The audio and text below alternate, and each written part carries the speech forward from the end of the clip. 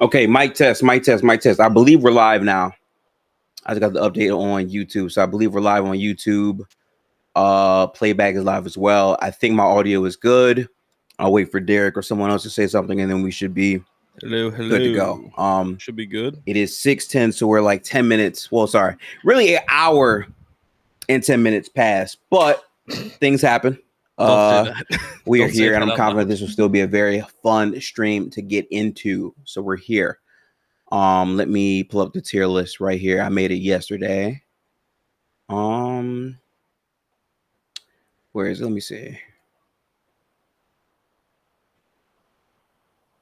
Let me X out of that since chats are combined. All right, chat. For those of you who are here on the playback side of things, we have the chat on sub mode, but you can also tap into YouTube. YouTube is streaming right now as well for the chats. Both chats should be combined. So it'd be good there. I don't know where my list went, so let me pull it back up. Because I just had it here. Derek, are you talking or no? I was 2 seconds ago. Can you hear me? I don't believe Derek is talking. Okay. Hang on. Ew. No. Not at all? Can't hear me? Oh, he is talking, so I can't hear you then. All right, so then hang on. I hope my headphones didn't die. Let me reset. Tough.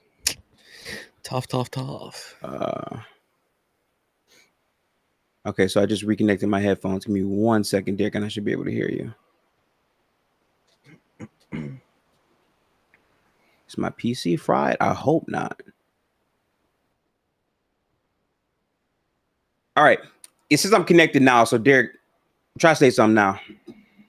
You should be able to hear me. Your screen is frozen. I still can't hear you. Oh, hang on. I might have muted the site.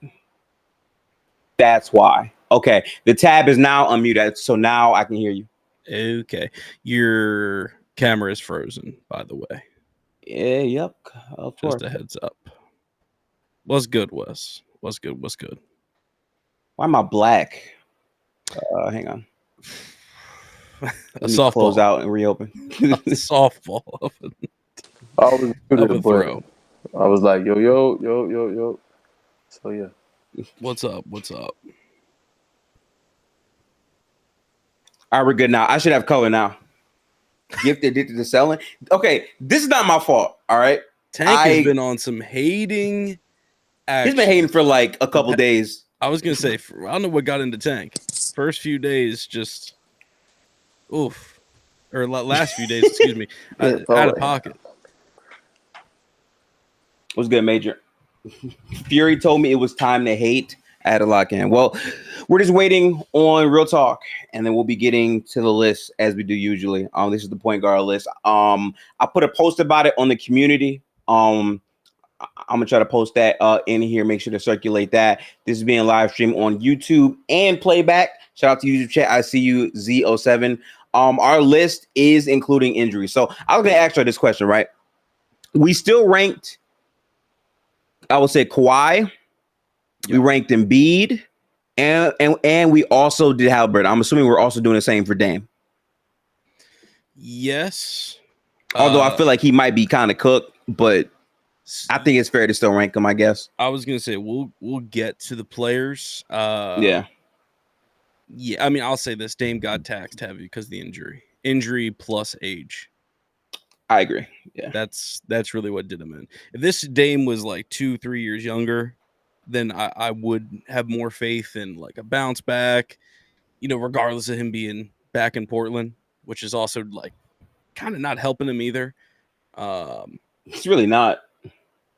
Yeah, like I don't know. I think Dame's there for another year, maybe 2 tops, for basically vibes and selling tickets. But they got to figure it out. They got to figure out if it's Scoot show or not. So Mellow Mud said y'all don't have to rank Dame. I was gonna ask Real Talk, and then when they pull up what they wanted to do, I feel like it would be disingenuous because we've ranked other players that have gotten hurt. Like we ranked Tatum already as what, maybe 3? I mean, I'll tell you right now, Hallie's still on my list. I'm obviously I got Hallie on my list too. Like I'm obviously accounting for what he did last year, years prior, projection moving forward. But obviously it's lighter, and yeah, he's gonna be missing some time. So like, first off, I already know Real Talk's typical thought process on Hallie, so I expect I'll be fighting a battle. Speak of the devil. Speak of the devil, and he arises. Phenomenal timing. So I already know what time it is when it comes to Hallie. But I obviously with the injury, I don't mind moving him down because he'll be missing a huge chunk of the season. Oh shit, that'd be 2 for 1. Okay. Oh, Yeah, y'all really talking about that fraud. Like I just knew he's gonna come in and say that. I knew that was coming. I knew that was coming. Here, I will set up the camera. Just chilling. Cool. I was just chilling in the meantime. There we go. I had to text Halliburton as well. I'm gonna turn my camera on after I scarf down these 2 tacos. Bear with me. Fairs. How's the game? Hey, way too quick. They actually won today by a lot. Well, okay. Last 2 games they got beat by 50 plus. So. Hey man, something I had to give at some point. Yeah. you would think, I am going to personally take out the time to individually handwrite everybody that used to come to my games a handwritten letter, especially if it came to midday games. Because my goodness, 2 o'clock in Houston right now. I know it's hot as hell. I know it's hot as hell. Yeah, it's just sitting in the oven, bro. I know it's hot as hell. I don't know how people do that. I'm so thankful. Not every time. Like, no. I'm so thankful because on the DreamCon shit, it was very good weather. And I was surprised because, like, I heard all types of bad things about Houston. It was very good weather when I went, at the very least. So I'll accept that. I know next year gonna probably be bad. In the chat, bro. I do need to get to Texas. Someone say Lakers are frauds. Oh wow. Who said that? Miami is what? Castro. Yeah. Miami. Someone say Lakers exactly.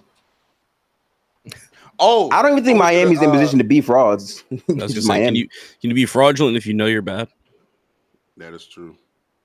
Yeah. I went to the Chance the Rapper concert last night. Oh shit! I still got to hear his new album. I'm a Chance fan too, but I just haven't heard the album yet. Was it good? No, the new. Hope you got your money back. Yeah, no, it was great. The new album is great. Great live show. I like Chance because, well, I just like this kind of music in general. When like the new album is very inspired. Like the direction he was going with that album, and I like albums like that. I'm assuming it's not the Big Day because the Big Day kind of ruined this whole shit. No, not Big Day, but okay, cool. I'm saying this new one, this Scott Starline. Yeah. Mm-hmm. You know the message in the concept of the album for sure. Did he bring anybody with him for the show? He brought out Lil Flip, who's like a Houston legend, but I'm sure y'all wouldn't know who that is. But but he did some acid rap. He did some coloring book.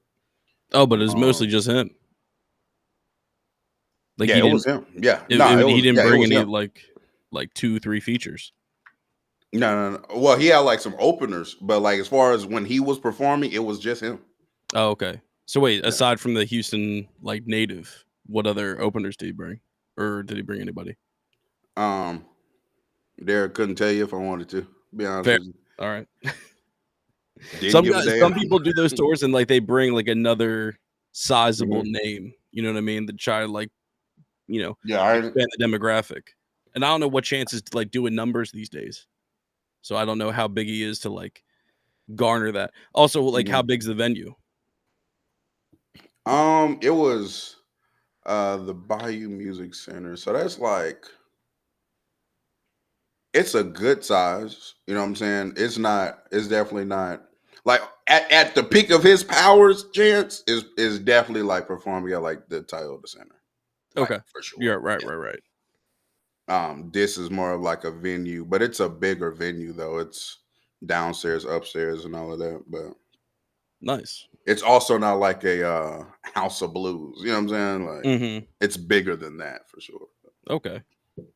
Yeah, it sounds bigger than like the Fillmore that we got in Philly, but it's not I, a I Wells saw my muted Fargo. myself. I I thought looked you were it on the up. phone. Yeah. It says it's up to 3,700 guests. Okay. Yeah, not crazy, not No. full-fledged stadium, but I mean that sounds like a good show. Yeah. That's a Fake that's talk, my like, arch that could be a nemesis. good venue. Yeah. At least he's Is doing more Wes than here? coach. Wes was here a minute ago with the cam on. Yeah, I'm here. He's here, I think. I was Okay, waiting bet. for Real Talk to finish Oh, his you just wait. tacos. Okay. Yeah. What's good, MJ? What's good, MJ? Chat, I'm trying to read all of these comments as we get to it. I'm gonna do a brief intro. This is our last position list. After this, we'll be doing a top 15 overall list, which should be very, very fun. I know Real Talk already gave up his top 10. I stayed away from it, so I don't know who's in your top 10, Real Talk. So we'll see how that looks. But we're going to be doing a top 15 point guard list today. And let me tell you something, man. It was one thing in the chat when like I made my list and said fuck, but when I started to like really do it, like this was the hardest list I think for me out of all of I would say the other positions. I don't know how y'all feel about that, but it took me some time. It's very deep. Yeah, this was definitely the hardest position. It felt like it broke up into multiple tiers more neatly than the other positions. But you have clusters of guys like all kind of like vying for spots in those tiers, and like I don't know, I'm obviously gonna ride for my guy in this list more than any other list, but I also acknowledge like Who's your there's still guy? a ton of talent. This is going to be the most Philly brother. show out Okay. you'll get from me. Oh, he put a ride for Reese. Okay. But no, even then it's still like I still think it's roughly tame, and there's a lot of talent in this position. It's a lot of talent. There is a lot of talent, bro. Like It's insane. It's not a game. I'm gonna get the screen up here, but make sure to spread this around. We are going to be here just quickly. I want all of my people up here to introduce themselves real quick, and then we'll get right into it. I'm Gifted. Basketball's back. I'm excited. Ready for this point guard list. I'm Wes. Oh, Basketball's back. I'm excited.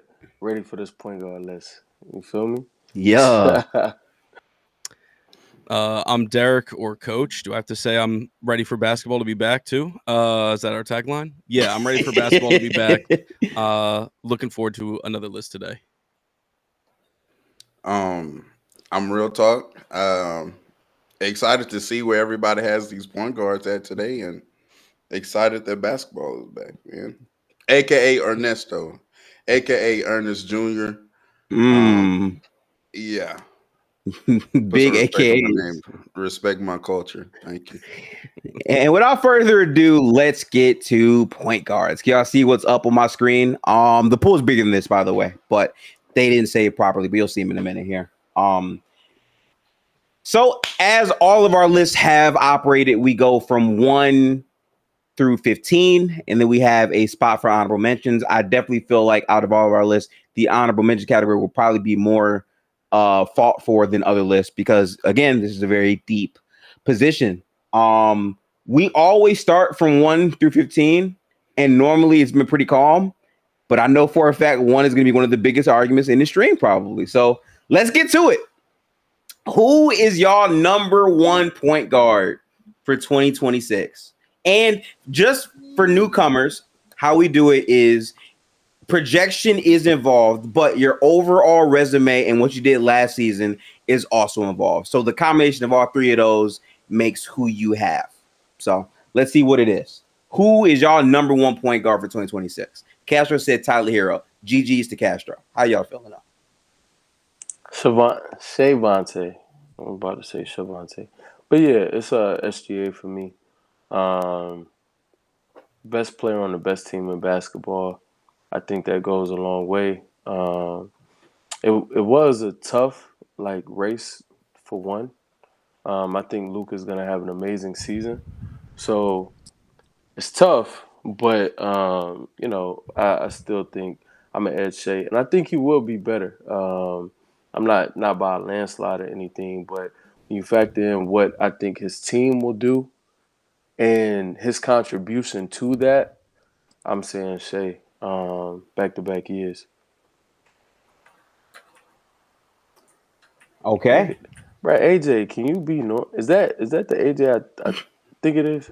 Or is this a different AJ? Yeah, it is. I'm pretty sure it is.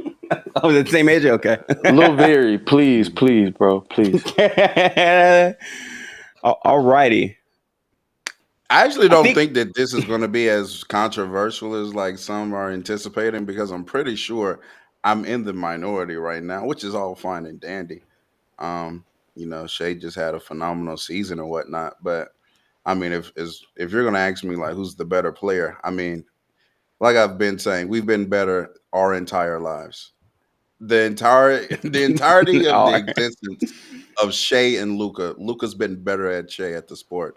And I'm not going to let 1 year turn me off of that, when Luka was dealing with injury and moved teams and was traded. And yeah, I'm good. I'm not going to be swayed because Shea took one of the greatest defenses ever and won a championship. Props to him. And he beat the Halliburton-led Pacers to do it, who got hurt in Game 7. So kudos to him. It's very interesting to hear Wes, of all people, say the best player on the best team goes a long way, and he's been a Jason Tatum hater for the past 4 or 5 seasons. That was interesting to hear. I was going to say. But not same tier player. But it's not about the tier of players, about that argument in general. It's the principle. So I would also say bad point. Alan is crazy. That was actually a fantastic point.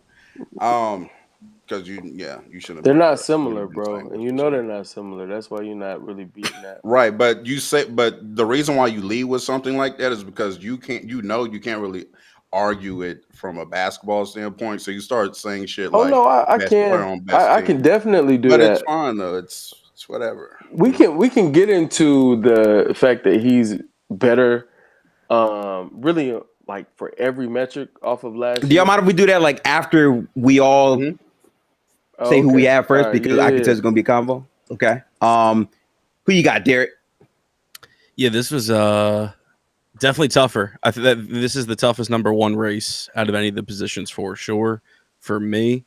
And as far as the range, this was, I think, the first time I actually had to do 1 and 2, because I do think it's a 2-horse race. I do think SGA and Luka have a claim at this title. Really, like, it's a 51-49 split.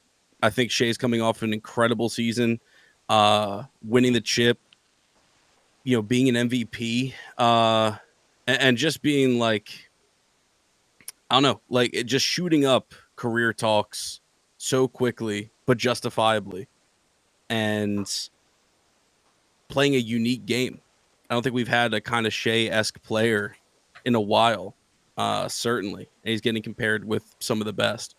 And it's been fun to watch. It's like development in the NBA, I think, is really what keeps this league so interesting. It's not just number 1 overall pick. Congratulations, you're going to run the league for 10 years. We are seeing guys from all over the spectrum, all over the draft, international, national, be great.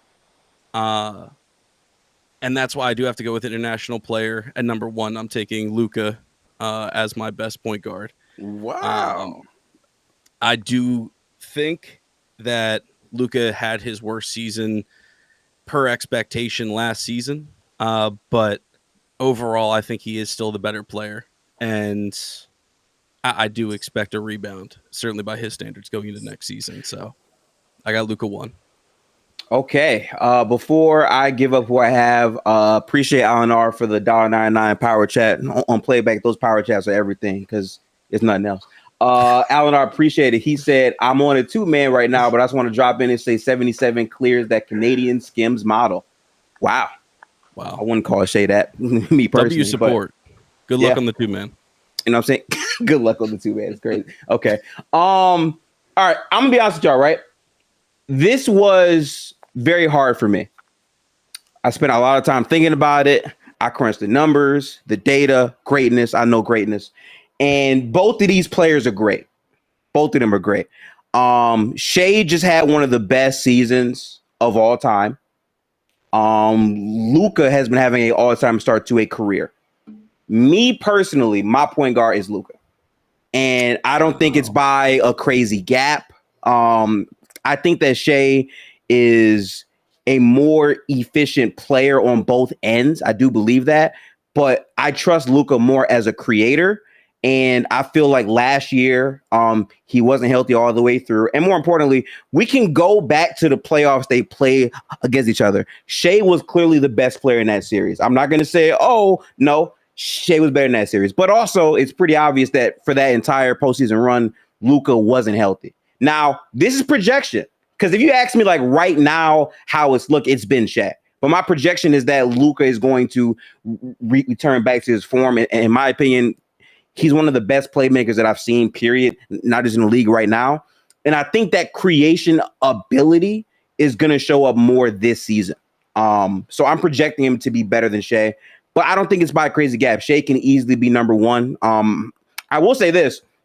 Shea's situation is a lot more consistent and probably conducive to him having a better season than Luka, which is why I struggle with picking Luka in spite of that.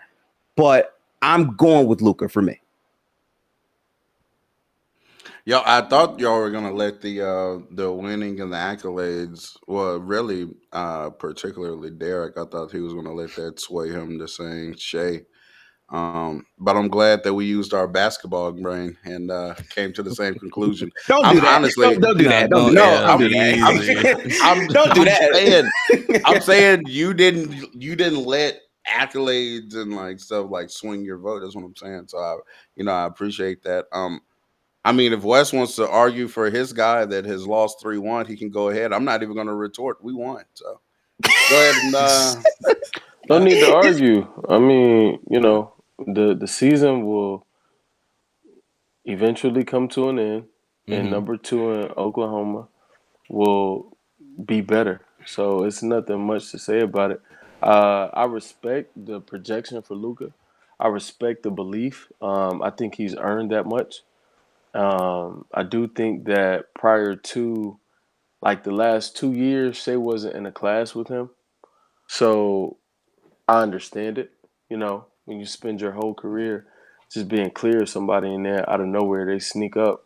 It's tougher for people to believe that that thing is real enough to truly be, better.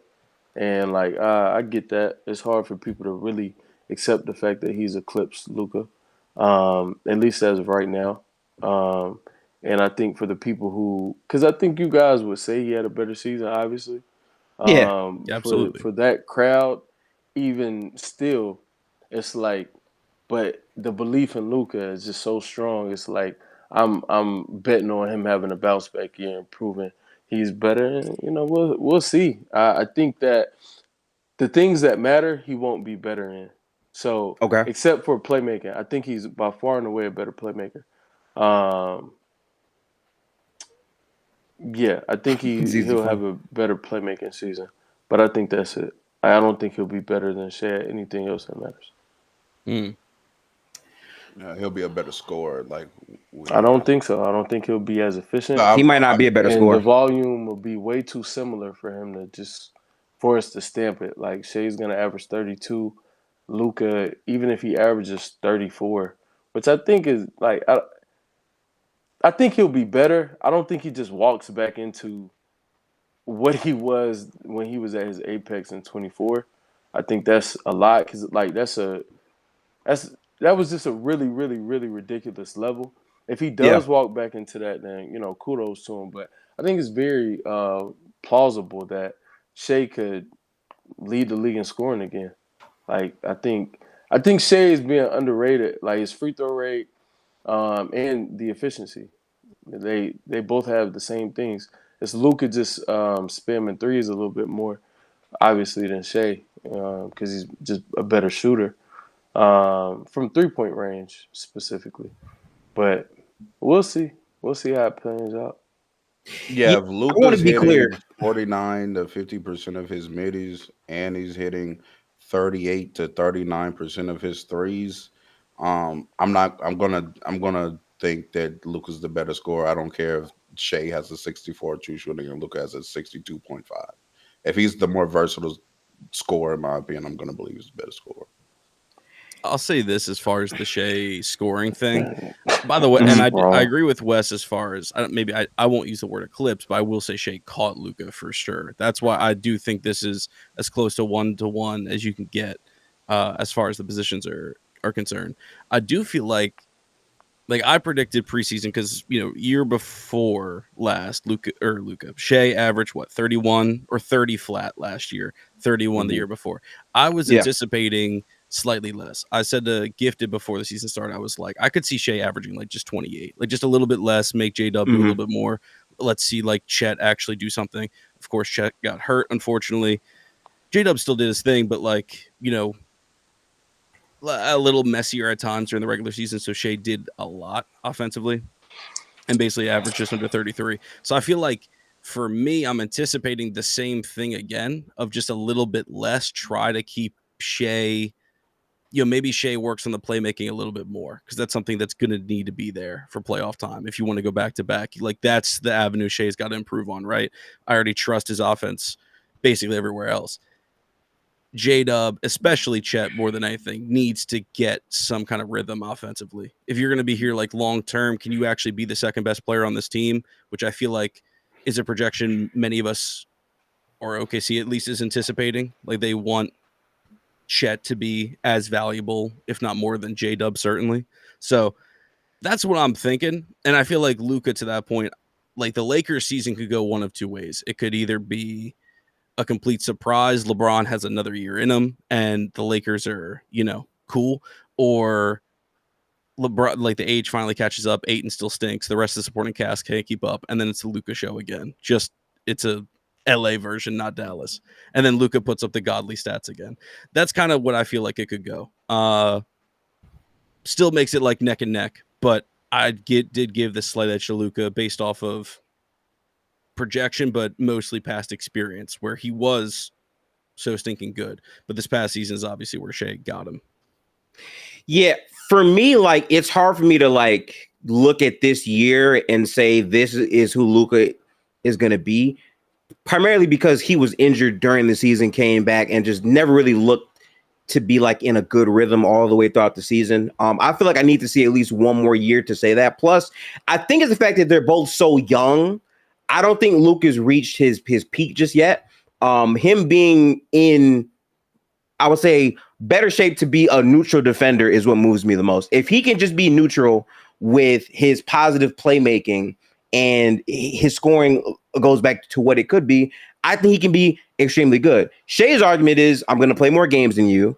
I'm much better on, I would say, defense, and I actually convert at the basket more frequently than you do, and I go there more. That's his argument. Luka's argument is, I'm a better playmaker, and I'm going to create more consistent advantages than you will. And it's like, what do you value between those two? So I think it's close. Personally, for me, like I'm damn near at the point where I'm pretty sure Shea is going to go back to back to win 2 MVPs. I wouldn't be surprised at all if that happens this season, but I still think there's a case Luka can be at that same level. But this Lakers team is not a good team, at least on paper, right? Like he clearly has to be the force to make them a very, very good team, but that's not favoring him in terms of accolades. So I lean Luka, but I'm not going to act like it's far to gap. It's none of that. I think Shea has clearly earned his spot here. So that's fair to say. SGA is not winning MVP this year. They already allowed him to win it when he wasn't having a better season than another player. Even most of his fans would agree with that. Jokic had a better year than SGA in the regular season. I was told that by the person that's smiling right now. So I think Because you said allowed. That's what made me laugh. Allowed is crazy. He won He did say 16 more aloud. games. We won 18 more games than Jokic. So yeah, way Jokic. I better. think That's fine. MVP is not just about that, which you well Jokic know, is which going to win everybody the on the MVP stage. this year. By the way, I just want to let everybody. I'm proclaiming that now. Jokic is going to win another MVP this year. That's my MVP favorite. I know it's fun. Everybody wants to say SGA and this is going to be Luka's year. And no, the Nuggets are good, and Jokic metrics grade out to what they normally grade out as. He's going to win the MVP. They've proven that if his team is good enough and he plays to his level, they're going to give him the MVP. I just want to point out MVP is different from like who's the actual better player. I've always felt that way. I think he's the most equipped because this OKC team on paper, if everyone is who I think they are, they're going to win more games this year than they did last year. And they had injuries last year. So like if that happens and Shea is better, I don't see how he wouldn't win the MVP, honestly. But better at what though? Like how? Because I think if At the team basketball? gets better, I do think like his statistical profile suffers at the hand of that. That doesn't mean he's a worse Okay. player, but Jokic is going to always be able to put up anywhere from a 26 to 30-point triple double. I mean, that's basically what his numbers are going to be, and he's going to have a very impressive true shooting. He's going to have very impressive raw like split numbers as far as the 50, True. 40, 90 category. Like that's what he's going to be, and his advanced analytics year after year after year are at the top of the league. The only But reason why he didn't Shea win it was on last par with year, him last year, though. yeah, but I'm saying but even then, mhm.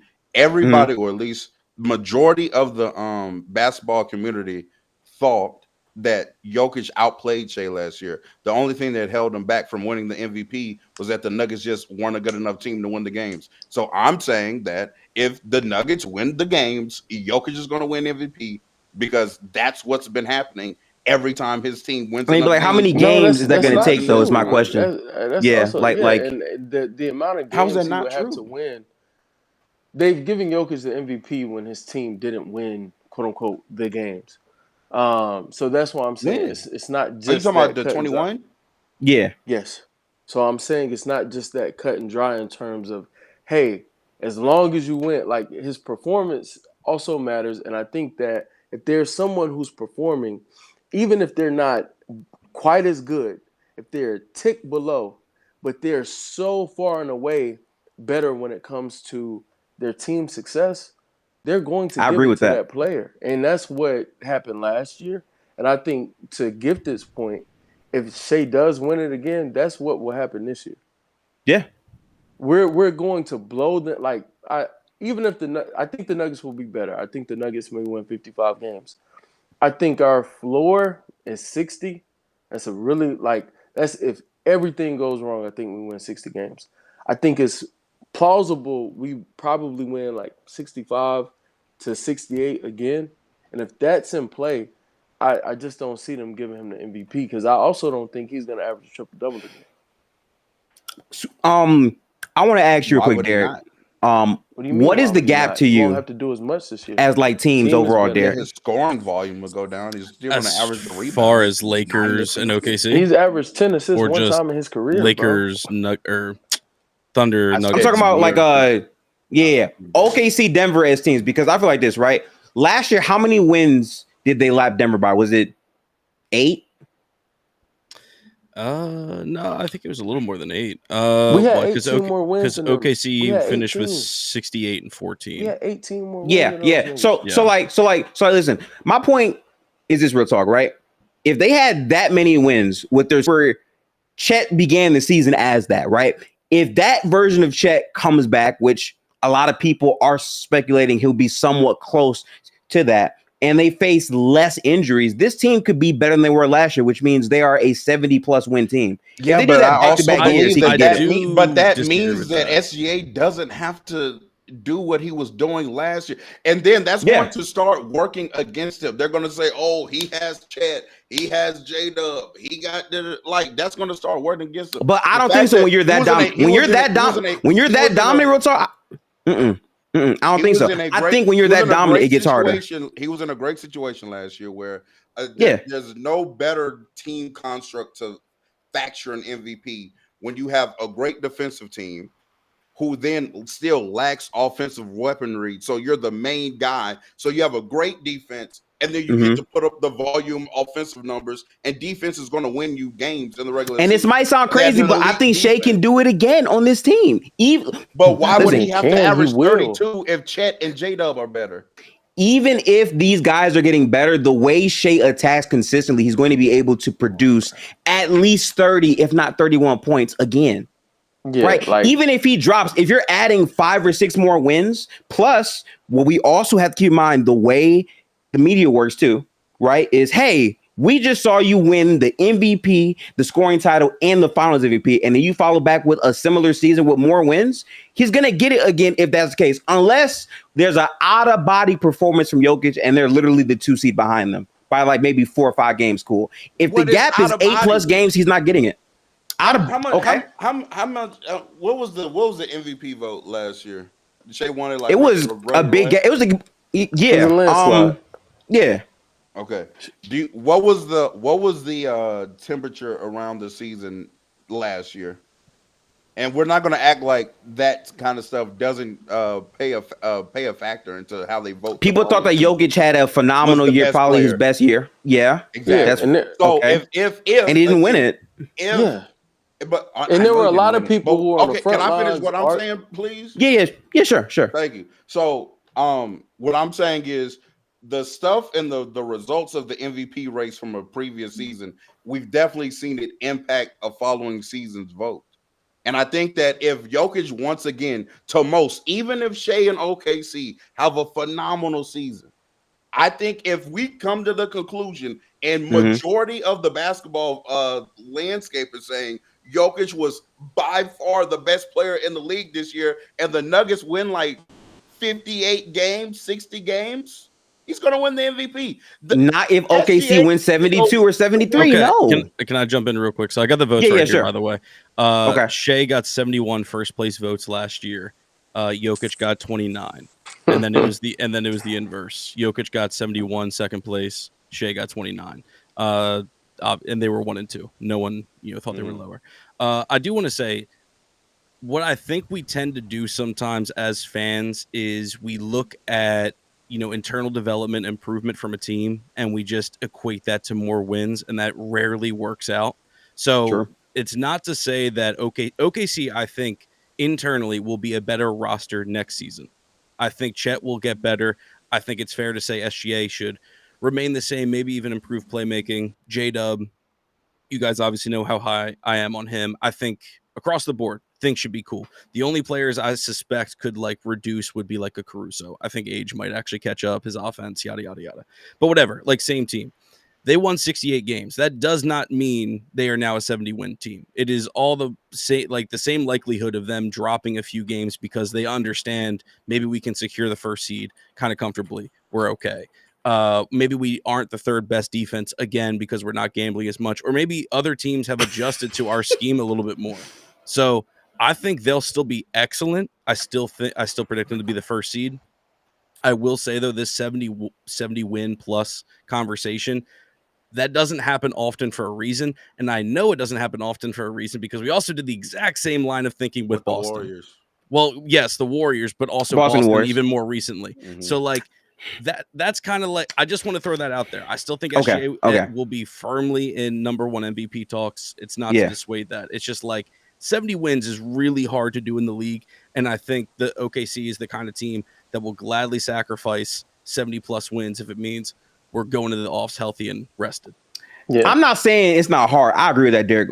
I'm just saying the context of last year, the main thing that people forget, Shea won it convincingly because as good as they were, when all the people were hurt, Shea was performing at MVP level still. So to me, it's if you're telling me that they just have health with Shea just being the same, not even better, just being the same with more health, right? Something has to fall off of their team for me to not be able to win at least 69 games at their highest, right? I think the highest is arguably 71. And I'm just saying, if you win back-to-back like that, I just find it hard to really argue for another player. It's different if the games are 5 or maybe 6. If it's 8 or 9 plus, the voters are going to lean them. And I see the narrative right now. I can see it. If they win that many games, of course. But, obviously, that's it. If we got to see how all I don't things even think play we out. need 70. My last word on it. I think we win 65 games at least. I'm actually probably gonna say I think we again, like I said, 65 to 68. I think we're firmly in that range. I think the Nuggets will win 55 games. I think Shea will average 30 plus, be it 30 and some change, because his teammates got better, or be it 31 or be it 32, because, it's not like Shea got worse. Teammates getting better don't always affect your raw numbers when you're the elite of the elite. To many, the second best player in basketball. So I think Shea continues to, score at the same levels. And assuming all of those things, happen, I don't see a case. I truly don't. I don't see a case. I think a lot of this is people kind of banking on Shea not being as good because they just don't think he's that level of player, which is fine, I guess. But I don't think it's rooted in anything that tracks to basketball. Like, I don't think it makes any basketball sense. Yeah, I want to say this right now. Like, I think you can make a basketball argument why Luka will be better than Shea. I don't think this is a robbery to say I'm Luka talking could go about back to Shea being a better and player. Jokic and MVP. Oh, talks. that. I Okay, don't give a yeah. fuck about Luka. Luka means nothing to me. He's not gonna win in the playoffs. He's not gonna win MVP. And niggas are gonna keep, glazing this nigga because he looks good. I guess I don't know. He has a few. I mean, but like, is it step glazed to feel like he could be better though? I don't success now. I don't think backs. that's He has a glazed to few say good that step though. backs, I guess. But Clip chat. That's very great analysis. We're all agreeing that Shea is number 2. So what's up with number 3? That shit is funny. Let me find Shavante. All right, real talk. Who you got at 3? Bad team. Your fault. Steph. Yeah, I have Steph Curry at number 3. I think Steph is still just the more impactful player at this point than the rest of the field. Last year I was lower on Steph. I was very much trying to argue maybe the possibility of like Donovan Mitchell passing him up or Jalen Brunson. I do think Jalen Brunson definitely is arguable, but I'm still taking Steph. I think Steph, when he has offensive support, is still proven to be the level of player. Now, can he floor raise to a certain degree that he used to? Probably not. I think we've definitely seen that bear out. But with good help, he's still the 3rd best point guard in the league right now. At my number 3, I have Steph as well. I'm gonna just say it. Steph still has argument to be the most impactful player in the league.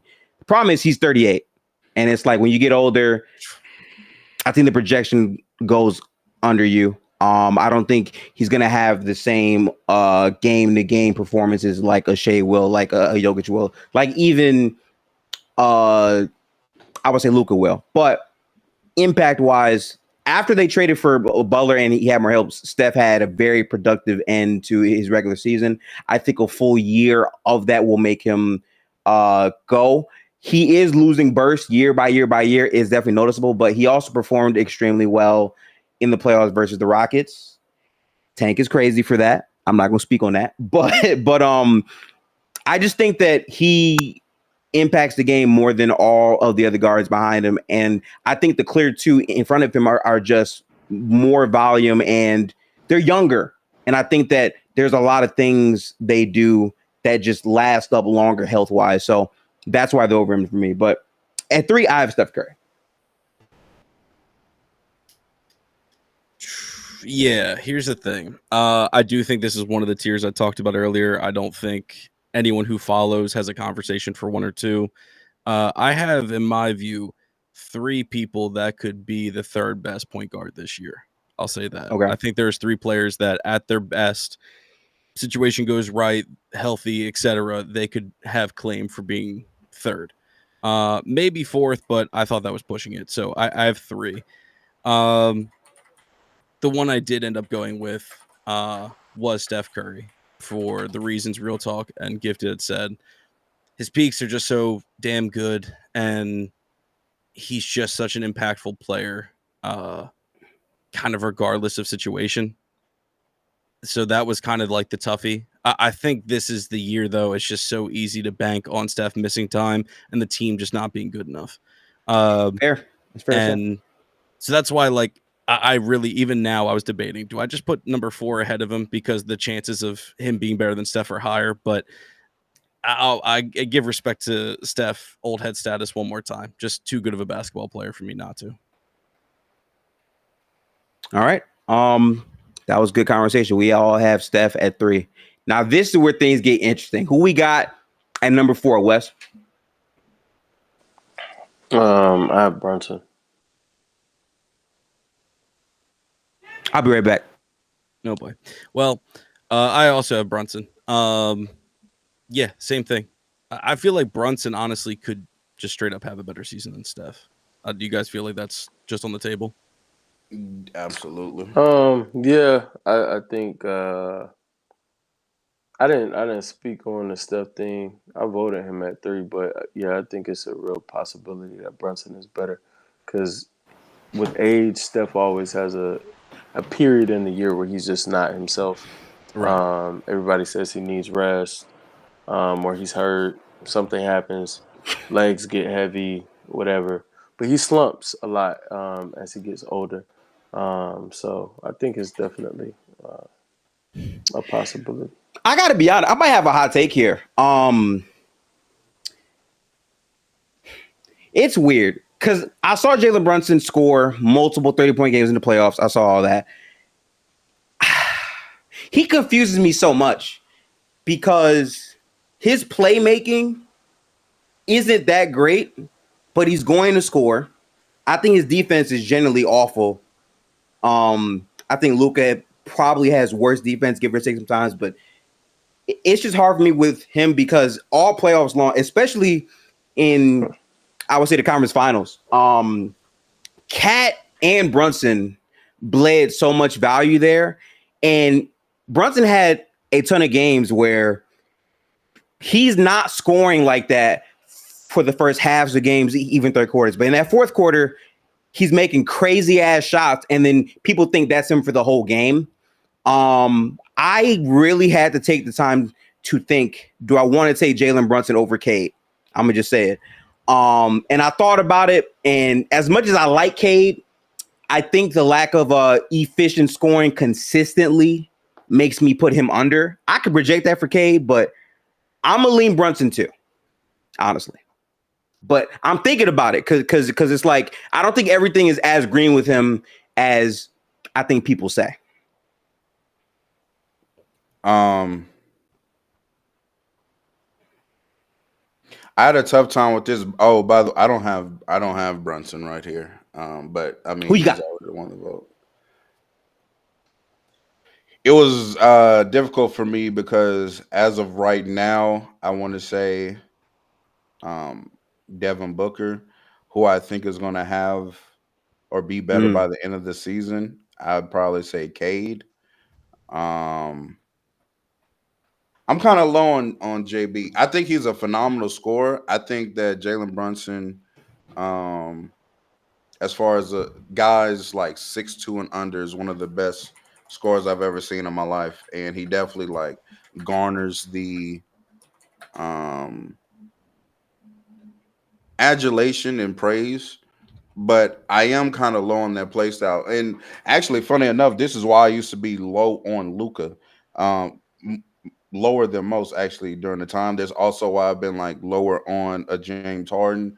I just think that kind of play style it's hard to keep up, especially at 6'2". The reason why I've grown to accept Luka for it is that I just genuinely think that he's the best I've ever seen at that kind of particular play style, which is just the ball dominant ISO pick and roll isolation score player. Like, I mean, obviously LeBron. You could also say that very much so. But outside of that, I think like Luka's the best I've seen at that. So I give him the benefit of the doubt.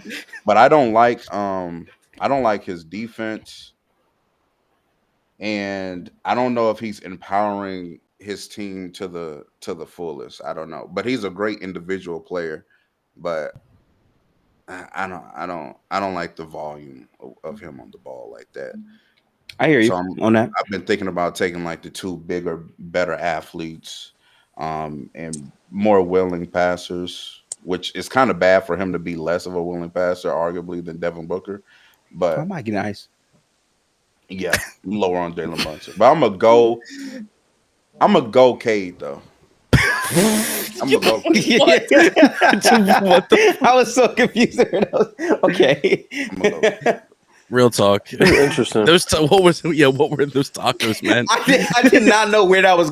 Okay, so he got Because I said Cade. right now, Okay, I want to say like Devin Booker, but Right. I think if I'm gonna if I was to lean more into right now, Devin Booker. If I lean more into projection by the end of the season, I'm going Cade. And so Right. because Okay, I want to be yeah. like right when we come back next year, I'm going Cade. Dang funny.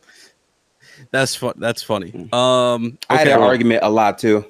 Yeah. That's tough.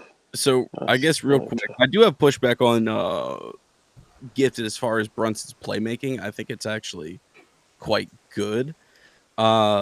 I think Tibbs is just kind of a terrorist, and the Knicks just didn't adjust offensively.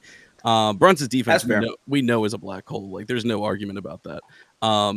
You can't be 6'1" and be a good defender with the usage that Brunson has. It just doesn't happen. But I feel like, yeah, I mean, I went with Brunson because I feel like, the fourth quarter thing is real. I think is. just overall, just a good offensive, just too good of an offensive player down the stretching games, but also just the majority of the regular season. Like he plays the games. I know what I'm getting from him, and I think he's a great leader for that team. I think there's just times last year where they were trying so hard to just worry about winning that they were just like, okay, Brunson, please figure it out. We'll get ours later. And I think that's not a great style. I do feel like projection-wise makes me more comfortable with Brunson because I like Mike Brown and his offensive style way more than Tibbs. So I feel good about Brunson coming into this season. But Booker and Cade were my next two names as well. So I feel like if Brunson got the votes, I think we can put him up, and then we can talk about Cade and Book because I do think they're next up. I don't know how West feels. I had Brunson, but I don't feel great about it. I think he holds on to the ball too long, and I'm comparing his playmaking to the other point guards. And if I have to do Shea, Luka, I don't think he has consistent great reads. I just think he scores a ton. But we're not in the talking fourth. about him compared to those two. We're talking about him compared to the rest. If Oh, you I want am. to say Cade and Book, I mean, why are we comparing him when he's clearly an inferior player to those two? Well, He's because a better playmaker than Book to me. yeah, I don't think he's a better playmaker than Cade. Yeah, I think he's a better. Yeah, fine. I agree. Yeah, I think he's a better How often consistent. though? I do think he's a better playmaker. Is he a more willing passer sometimes though? I think Cade. Book. No, I'm talking about Jalen Brunson. I feel like Jalen Brunson definitely gets the blinders from time to time. Yeah. I don't know how much that means. You said that about D-Mitch too. I think sometimes their situations call for that. Right. So I don't hold that against those players. I don't think Jalen Brunson's situation calls for that as much as he does it though in New York with. I think we disagree on how much he does it. I think so coaching plays it a is bigger what it is. factor. I think that's honestly my That's fair. explanation. Because I think Mikal definitely did not have confidence for a good portion of last season. I think OG still is less stellar of an offensive player than we'd like him to be. Cat obviously is a player that should have got more usage, but I feel like they were just trying to I think Cat's an agreeable personality of I'm gonna just go along with what's going on right now. And that's me being the second option. Sometimes I get off the glass. Sometimes it's literally just Brunson head down, and then he's going to toss it back to me for three. And it was really simplistic offense. So I feel like I agree with Wes. I think it's situational. It's kind of it's not a full-fledged excuse. I think Brunson is a weaker passer compared to certainly Cade and a few others on the list, but I don't think that knocks him enough for what he is offensively in every other facet. Yeah, that's where I am, and I think he actually he improved. While he still has his flaws. Like even we're past this player, but like Shea, he still has his flaws. But both of those players saw improvements in that department last year. Yeah. So I don't know. I'm not gonna make too much of it, especially when he's like, yeah, Cade's a better playmaker, but the gap scoring wise, It's a big it's gap, just as Wes. large. Yeah, Like and I think it is. that it comes down to what you value a little bit more. I want to throw another name that for a minute was firmly at my 4, but I pivoted to 5 instead. I think Trae Young does have a real argument to be over Brunson this year. I wound up going Brunson instead because I think that the consistency of his role in particular and Trae's lack to like consistently score with like real size on him makes me lean Brunson over Trae. Y'all seem to not be rocking with Trae up here, but like I think this is the best team he's had in his career, so it could be a big season for Trae. I don't really Who think was that's y'all crazy. not rocking with Trey? Are you not rocking with Trae? I mess with Trey. I mean, I'm not rocking with Trey here. Not right. Yeah, Right. not right here. But I hear rock your with Trey though. points. But yeah, I respect Trey. I I think this is I think we're going a little bit far. I think this is a lot to keep Brunson from what I think is his rightful spot, even though he's going to be ranked here. Okay. I think it's a lot. Well, then at 5, I have Trae Young. I think that offensively, Trae Young is already one of the best offensive players. I think that him having a complete defensive unit around him can catapult him to having a very strong year. Last year, the Hawks were injured for a lot of their regular season. Trae Young had another explosive offensive year, but I think all the pieces are there to really be a competitive team out east. And I think he is probably a top 3 playmaker up here right now. So I got Trae. The defense is a problem, but I think it's comparable defense to Brunson. It's worse, but I think offensively he is a better floor raiser in terms of playmaking. So I lean Trae at 5 for me. Yeah, at 5. I had Cade. Okay. To pull a Derek. Trae Young wasn't. His range didn't extend to 5 for me. Okay. So yeah, I'll just say that. But yeah, I have Cade. I think the Pistons will. I'm really interested to see what happens this year. Obviously, on paper, I think the Magic are better, but I think the Pistons could be in play for like the 3rd best team in the East. With Orlando, just depends on how things play out. And I think Cade sees an improvement as a scorer, not some massive gap, but I think he can be a better finisher. And I think that's something they're going. I assume he's worked on that in the offseason. I think he just needs to use his body better when he goes to finish. It's no point in being 6'7" with his wingspan, even with what he lacks in terms of lift. It's no point in having that stature and not using it effectively. And I think they, in the lab, really get into that this offseason. And I think he just improves. I think the 3-point shot is good enough. I think the mid range is damn near elite. And I see him being a better basketball player. Defense is a positive as well. Scoring is really his only thing where it's like, bro, and obviously the turnovers, but when you're that ball dominant, you're gonna turn the ball over some. So I've got Cade at 5. Yeah, I guess my official 5, I did have a similar thought process to Real Talk. I think Devin Booker, that's who I have down at 5. Cade, I do think could pan out to be better. Could definitely argue he's in a better winning situation just because, East and the Suns are the Suns. But what I think is interesting, I wonder two things for Cade. How much his playmaking / ball usage is going to change with Jaden Ivey coming back, because I think that's a player that could definitely help him in a lot of respects. Hopefully with the turnovers, which is the big thing I think for Cade needs to address, and why I think his playmaking, should be taxed a little bit, just because that number is really high. And I get it. Like, Ivy was missing a chunk. The rest of that crew offensively for Detroit is just not good. So it's a lot of Cade, please set us up. And Cade did a phenomenal job at that. I just have Cade a little bit lower. I think right this second, Booker is the better player, all in all. But like I said, I'm not mad at Cade projecting by the end of the season surpassing him. So I would say definitely Booker and Cade over a name like Trey for right now, personally. Oh, wow. Okay. Real talk. You decide a lot here. We are 3 different names, so you literally would choose it. I think the conclusion I came to last time is that I went with Cade over D Book. However, I will say I do think that Devin Booker is definitely beginning to get a tad underrated. Like, I don't think it's so definitive that like Jalen Brunson is for sure better than Devin Booker. I think Jalen Brunson is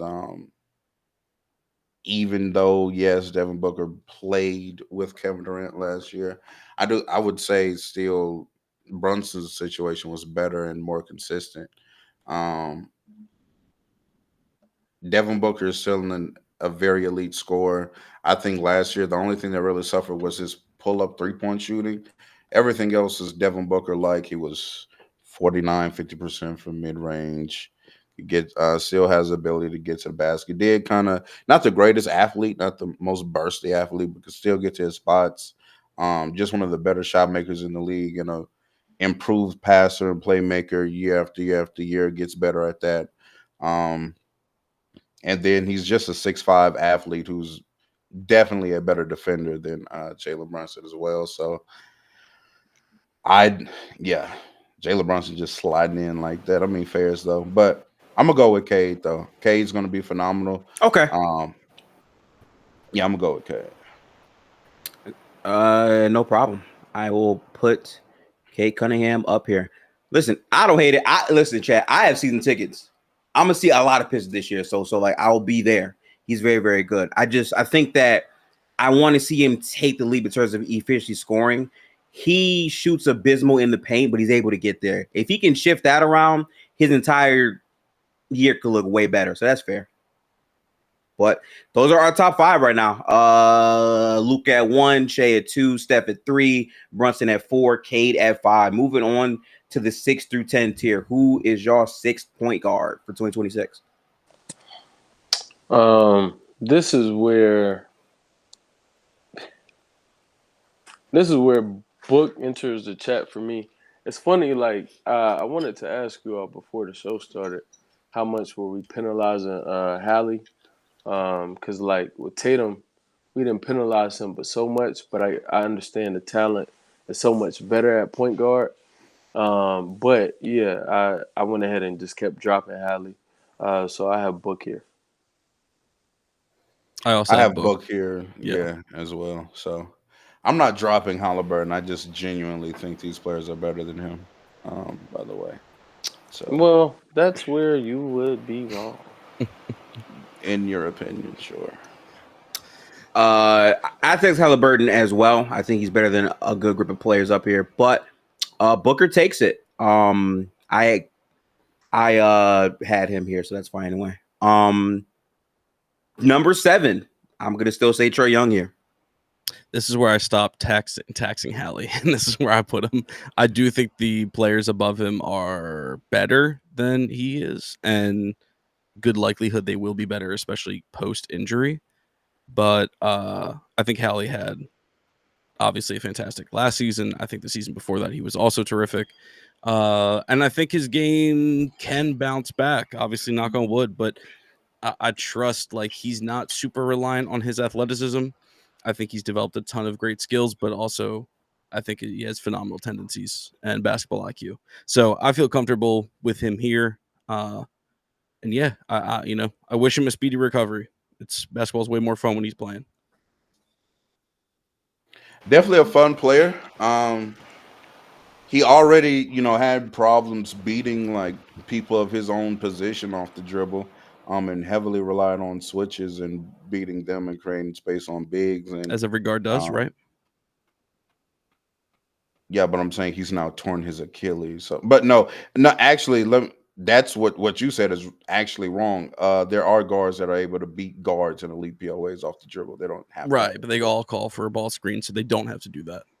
I understand that, but I'm saying the ability to do so. So yeah. Um. Anywho's, Halliburton, like I said, very fun player. One of the better processors in the league. I definitely give him that. A lead at that. Definitely sees the game well. Processes quickly.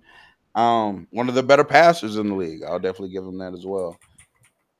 Um, Not a better player than Trey Young. I have Trey Young here as well with gifted.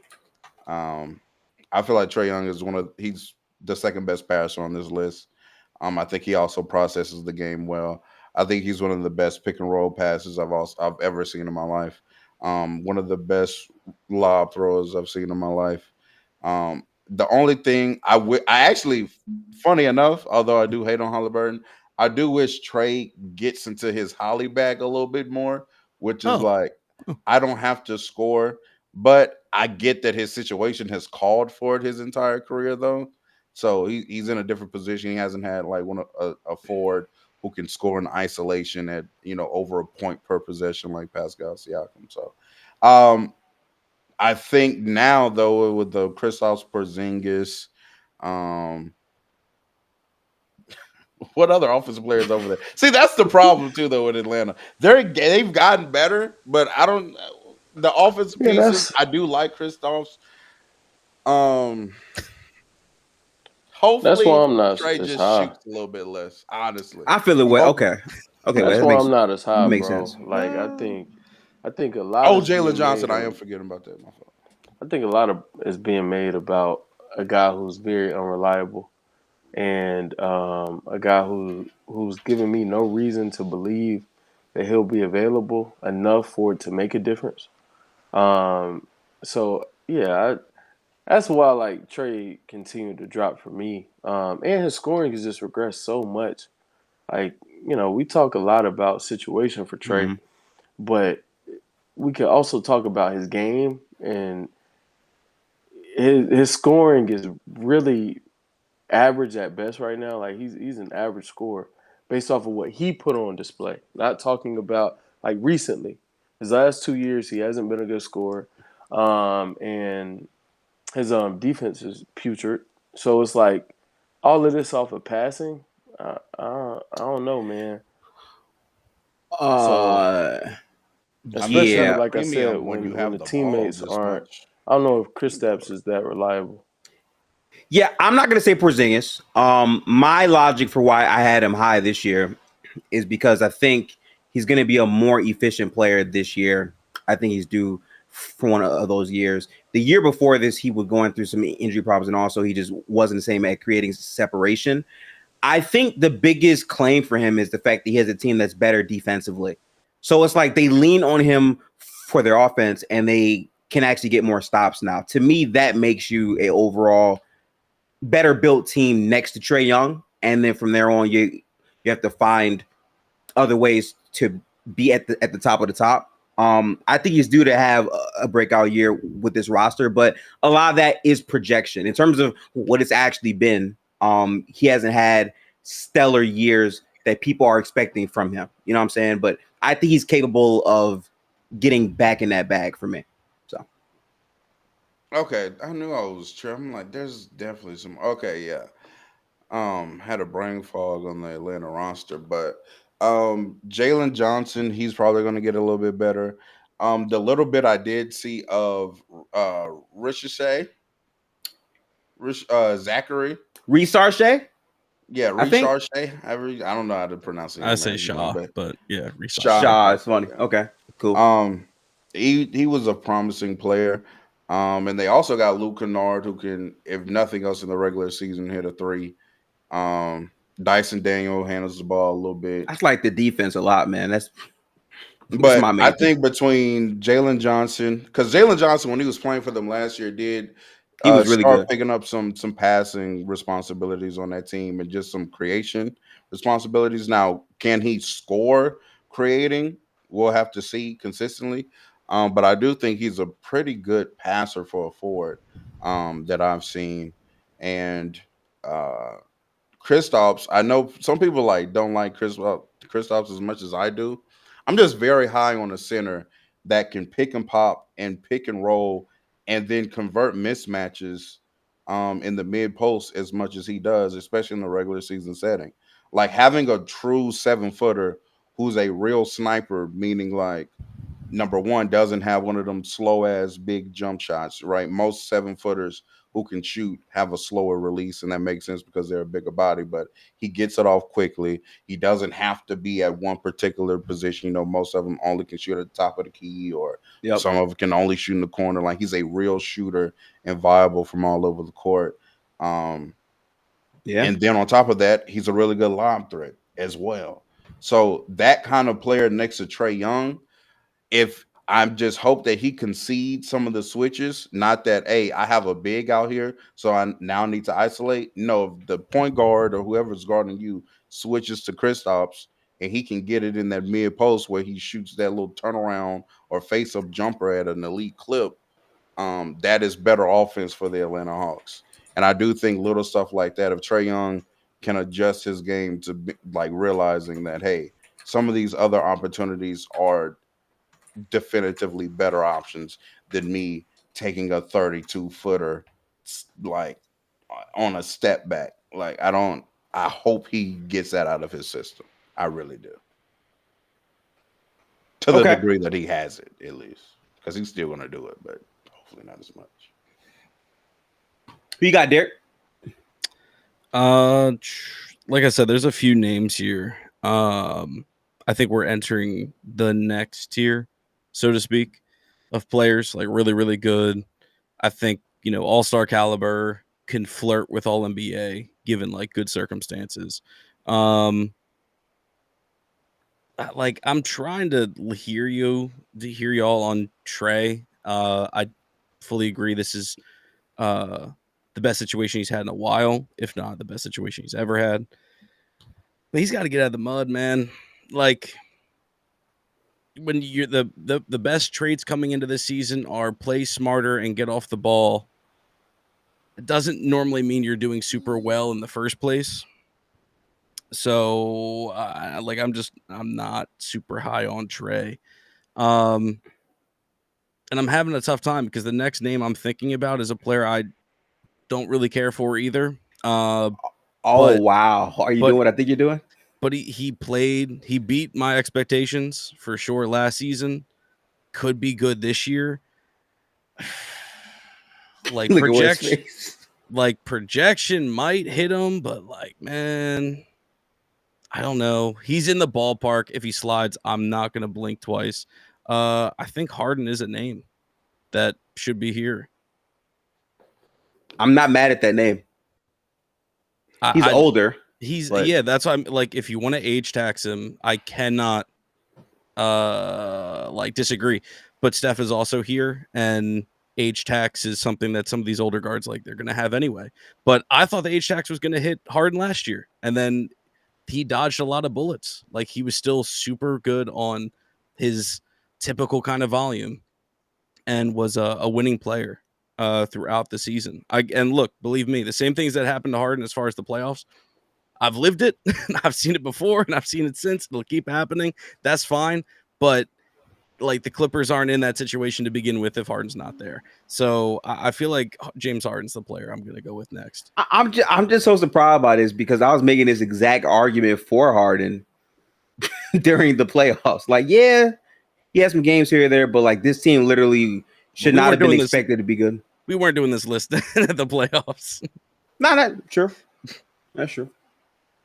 I just think James Harden is I mean, in 2025, I definitely don't think he's better than Trae Young. I mean that, and I just, yeah, no, absolutely. Yeah, I like what he I'm did for the well, Clippers, right? He floor raised to a great ability. He Respect. allowed that number two who's getting illegally paid to sit out majority of the season. Allegedly, bro. Allegedly. Allegedly, he aspired to get more money. Yep. Right, Real right, right. trees. But I like you there too. That was still a good. very good ball handler, pick and roll player, very good passer. Um, Pretty much can guarantee also that. And I think if there's another point guard, him and coincidentally enough, I think him and Russ to me are two guards that I've seen like growing up and to this day whoever is in pick and roll with them is like it's going to be great. Yeah. Like I don't, you know what I'm Yep. saying? Like they're just such great interior passers. Um, Russ has done that even to this day. There's a reason why Nikola Jokic was having those kind of outbursts in that efficient last year in very the true. 22-23 season. I Mhm. remember, even though there was a multitude of things Russ didn't do well, but there was a reason why AD was having these 55 point and didn't hit a jump shot in a lot of these games. That was a bad jump shooting season year for him. But Russ Yeah. is just very good at finding interior passes. So um, him and Harden are great at that. However, I don't think he's better than Trae Young at just manufacturing offense for a unit at this point. He's still very good at it, yes, but I don't think he's doing that to the degree of Trae Young anymore. Yeah, I'm kind of there. I think Harden's season last year kind of gets overrated, and I've been outspoken about that. I think that his scoring was really, really, really bad for 3 quarters of the season, Mhm. and a lot of people just ignored it because, oh well, Kawhi was out and they were, you know, outperforming expectations. Well, Zubac was amazing last year, and Norm before he got hurt was averaging 24 on like +5 efficiency. Like so, I Wow, think numbers. there are so many things that get ignored, and I will say Harden was the reason why those two players could do what they did offensively and carry that scoring load. But I think some of his regressions just got ignored, and I think that Harden, just age tax. I'm not banking on him having a better season than Trae Young. And if he does, Trae Young, come sit beside me, gang. It says We way gotta have more a about talk. Trae Young if James Exactly. Harden is better than him, Wes. I Yeah. agree. 100% Yeah. on that. Is Trey the name you had here, Wes? Yeah, I voted Trey. Actually, I had Hallie, but it's clear we're not going in that direction. I mean, So I voted I for Hallie, put so you Trey. could No, throw him Derek up voted there. for Howley. So Yeah. I mean, I mean, Yeah. what you want to do? You want to? We can Putting stick Hallie with over Hallie. Trey. If I get one win out of this, it's gonna be Hallie's over Trey. I All got right. Trey over Tyrese. I do have Hallie Okay. here. So if It's 2-2. Derek's still rocking, 2-2. See what the All chat right. thinks. All right, we got to poll it up then. Let's do a poll here. By the way, Derek, so are you saying basically what you're saying is after Tyrese comes back from the Achilles, you can see him still being better than Trae Young, right? Yeah. Yeah. Okay. I can. Here's Tyrese. go to the Trae Young point. I don't know if he had the biggest range of a player on the list. He's close. I'm literally looking at the list now to see. There might be like one player that actually is higher, but as far as range. But the highest I was on Trey was 7th. So I think he could be literally in the spot we're talking about right now. But I don't necessarily think he's going to get there. And I also just feel like he's got to do more for me to feel that way. I mean, he's just not a good and like an efficient scorer right now. And I agree, a better team should help him. Getting off the ball, like Real Talk said, would be smart. I think that could be like really helpful to his game. Be a lot cool if he added like just a little bit of off ball stuff. But he has to do that first. So Yeah. for me, I'm going to take the player that was better last year, is showing better tendencies, and did just play in the finals. I think Halliburton is a better player. I feel like I'm going to injury tax Tyrese for not being able to play this year, and I do just expect Trae Young to be a better version of himself this year with the team built around him better defensively. And I think there's a chance that after Tyrese comes back from that, he can be better than Trae Young for sure, because I think there's just skills that he has that are a bit more portable than Trae. That's fine, but I think that Trae is in better position. So I'm leaning Trae because of that. But Gifted, do you think Trae is going to this season? Like you're assuming, I'm guessing, like this is going to be Trae's best year, correct? Yeah. Do you think this season of Trae is going to be better than any of Hallie's? Yes. Okay. Yeah. All right. We need real quick Yeah, before sure. we pass that. Mhm. You said you think Trae's season this year is going to be better than Hallie's last two? Yeah. Yes. If he plays at like his overall ceiling, I believe that's possible. Yeah. I mean, it's possible, but do you think it's going to happen? I don't know. I mean, I just bank on how good do you think Halliburton was last year? No, Gifted, you got to tell me yes or yes. It's I going think to happen Hallie this year. No, it's not. Top 3 offense, and looking at the splits, him on and off the court, how well they performed when he was healthy versus him being hurt. Like Hallie, the numbers don't like the raw numbers. Yeah, I'm with you, real talk. I don't think his raw numbers are that impressive, but this is why we have advanced stats. This is why we have these things to help us contextualize what we're watching. And his value is only second to about maybe total 10 players. And maybe there's an argument that it's not even 10. So I think, and Trae Young is definitely not one of those players. So it's just interesting to me that, like, I think Trae, he would have to be so much better this year. Like, he has to be a different from player, where he's been the last 2 years. Like, he's been nowhere near He's got to be a the past different 2 player. seasons. Like, he has to go back to what he was like his second year in the league. And it's possible for sure because he's done it before. But I think he's regressed.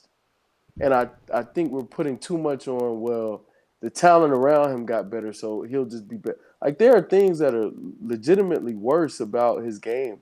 And him being undersized, too. Like, it's not working the same. I think the league also kind of caught up to him. His shot isn't nearly as good, and it's not just his shot diet. Like, he's not as reliable as a three-point shooter anymore. There's so many different things. So, and his floater, I think the one thing I could say, the trend, his floater started to trend back up, kind of like Ja at the end of the year. A very smaller sample for Ja, but whose name will be coming up, I'm sure soon. But like their floater range started to trend back up, and maybe that's a positive I could take from Trae. But yeah, it's really tough, man. That's a really tough thing. I'm not a fan of putting everything on teammates. I wouldn't say that everything that has happened in Trae Young's steed is because of his team. But the reason why I reference that is in terms of players that could consistently be good enough play finishers around him or go to scoring options next to him. He hasn't really had that consistently on top of having individual scoring regression over these past 2 years.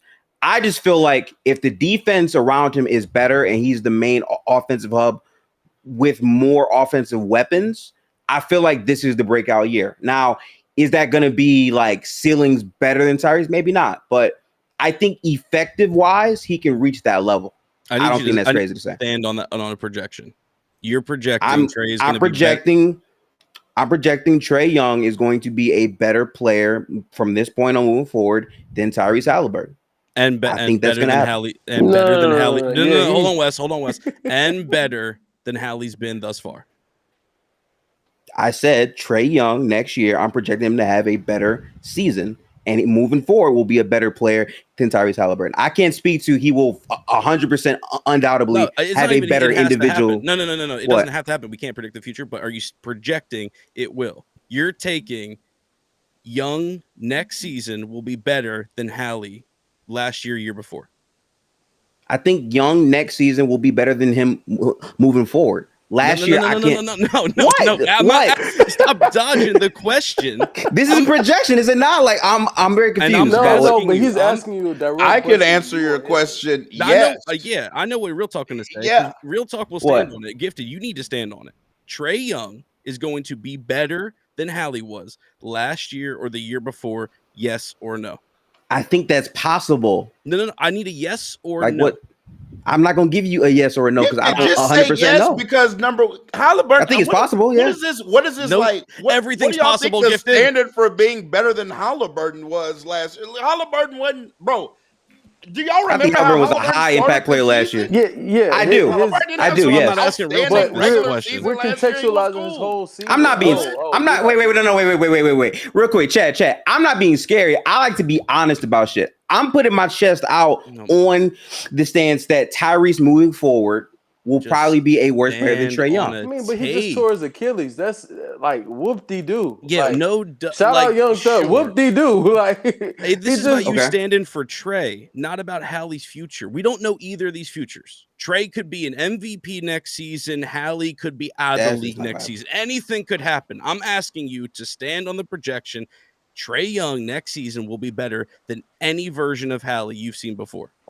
But why is that like have to be the thing? Because if you stand on it, then I understand your logic. But if you can't stand on it, I'm not down with it, Gifted. So, wait a minute. So you're saying wait.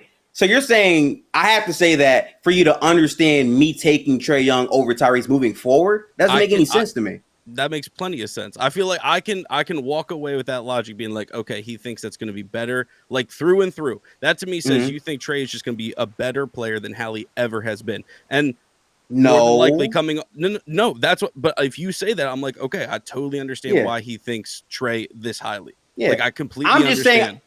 Right. I'm just saying I don't have to say that if I'm saying moving forward. I could say I don't think Tyrese is going to reach the same highs he did before, and Trae's new highs are going to be higher than current Halliburton moving forward.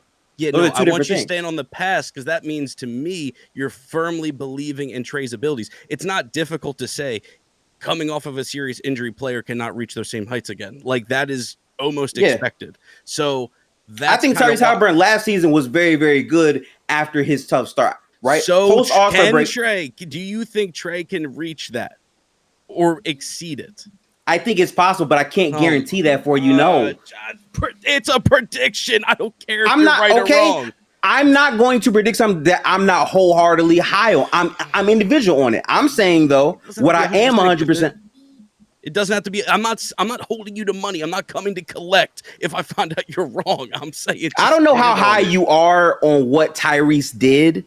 I think his post All-Star break is hard for almost any guard to consistently replicate post All-Star break. I know how you think about Tyrese. Yeah. So I'm going off of what you think, not what I think. Okay. So I'm taking what you've told me about Hallie and how highly you think of him. And if you think Trae can exceed that, then if you say that, I'm like, cool. If you say no, then I'm like, okay, then he's leaving the door open. Like he doesn't like fully stand on that.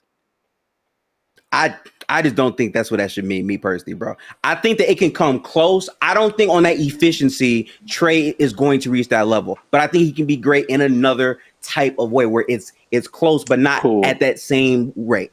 In my opinion, no. I'm not going to say something I don't believe in. It's a no. All right. I don't even understand. I just don't understand why it has to be there because, like, I mean, because you made that statement. It's really because you made the statement. I want you to stand on the statement. That's all. You made the statement. I'm not saying he's going to be better moving forward.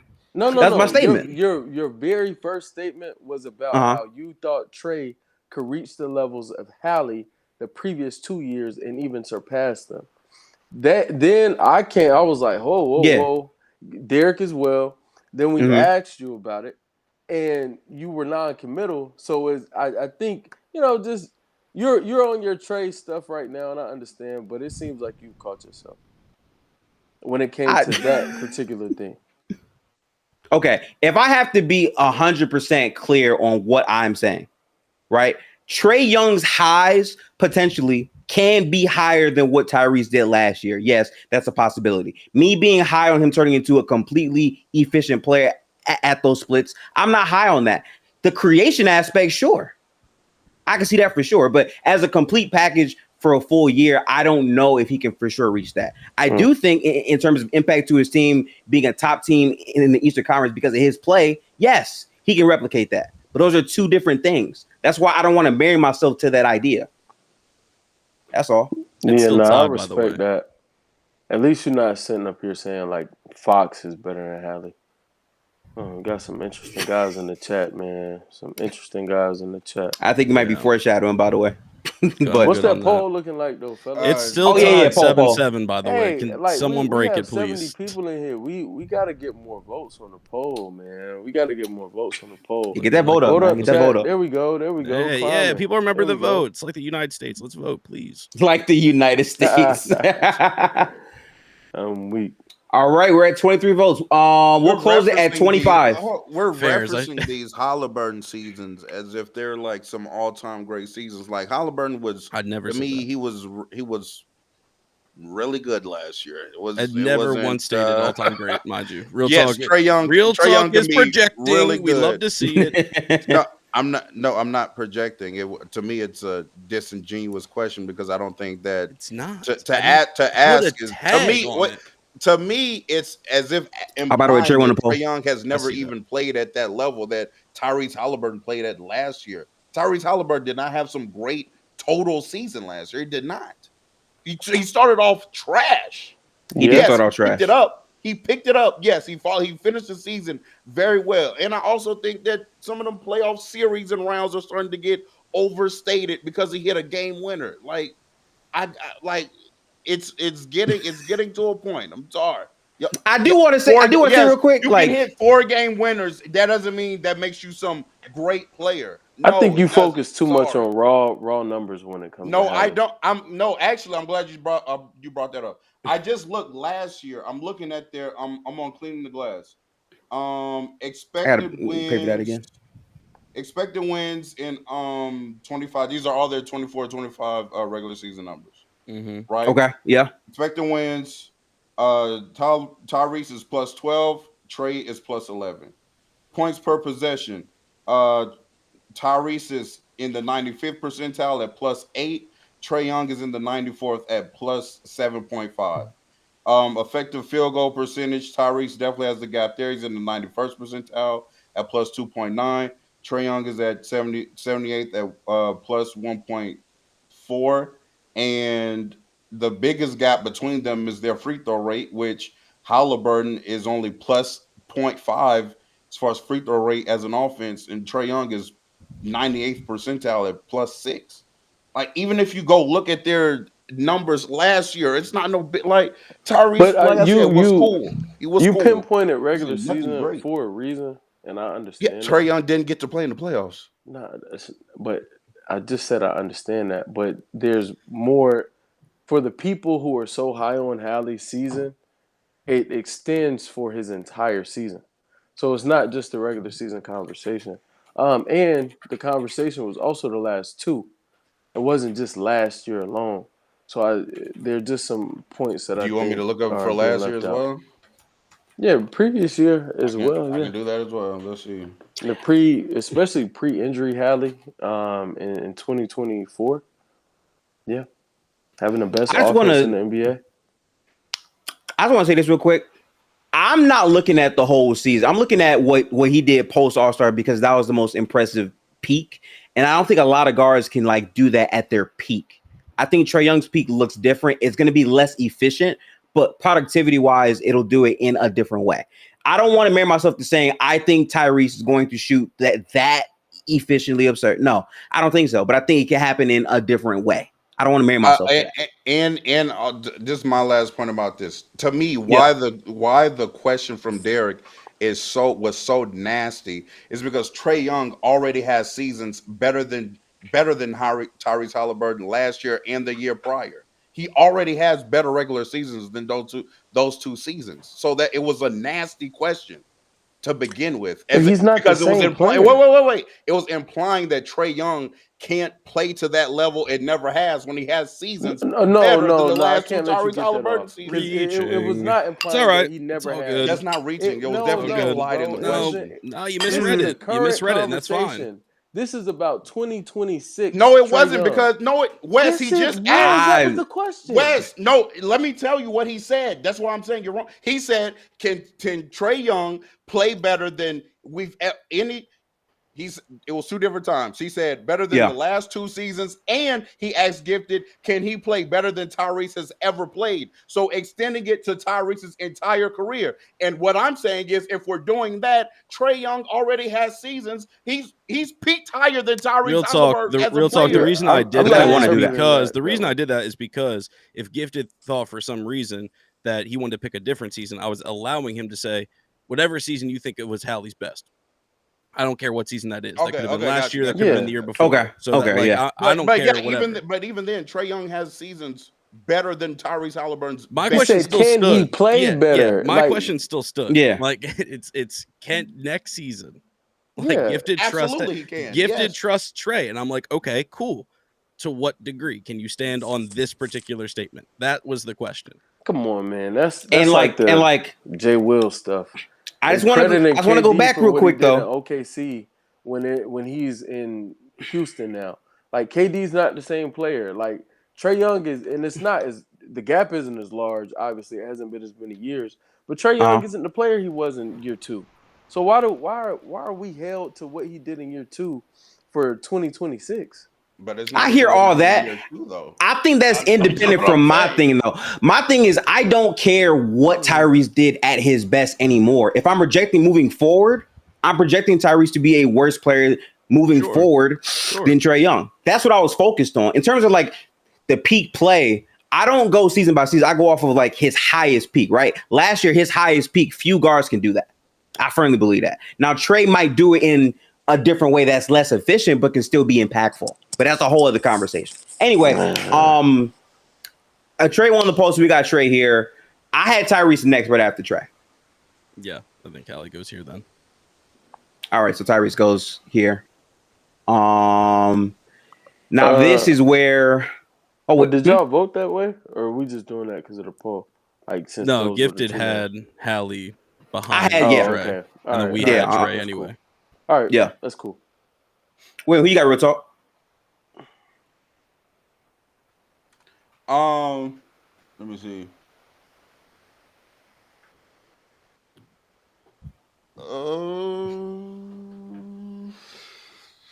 I think I know the name coming. By the way, it might be. It might be coming right here.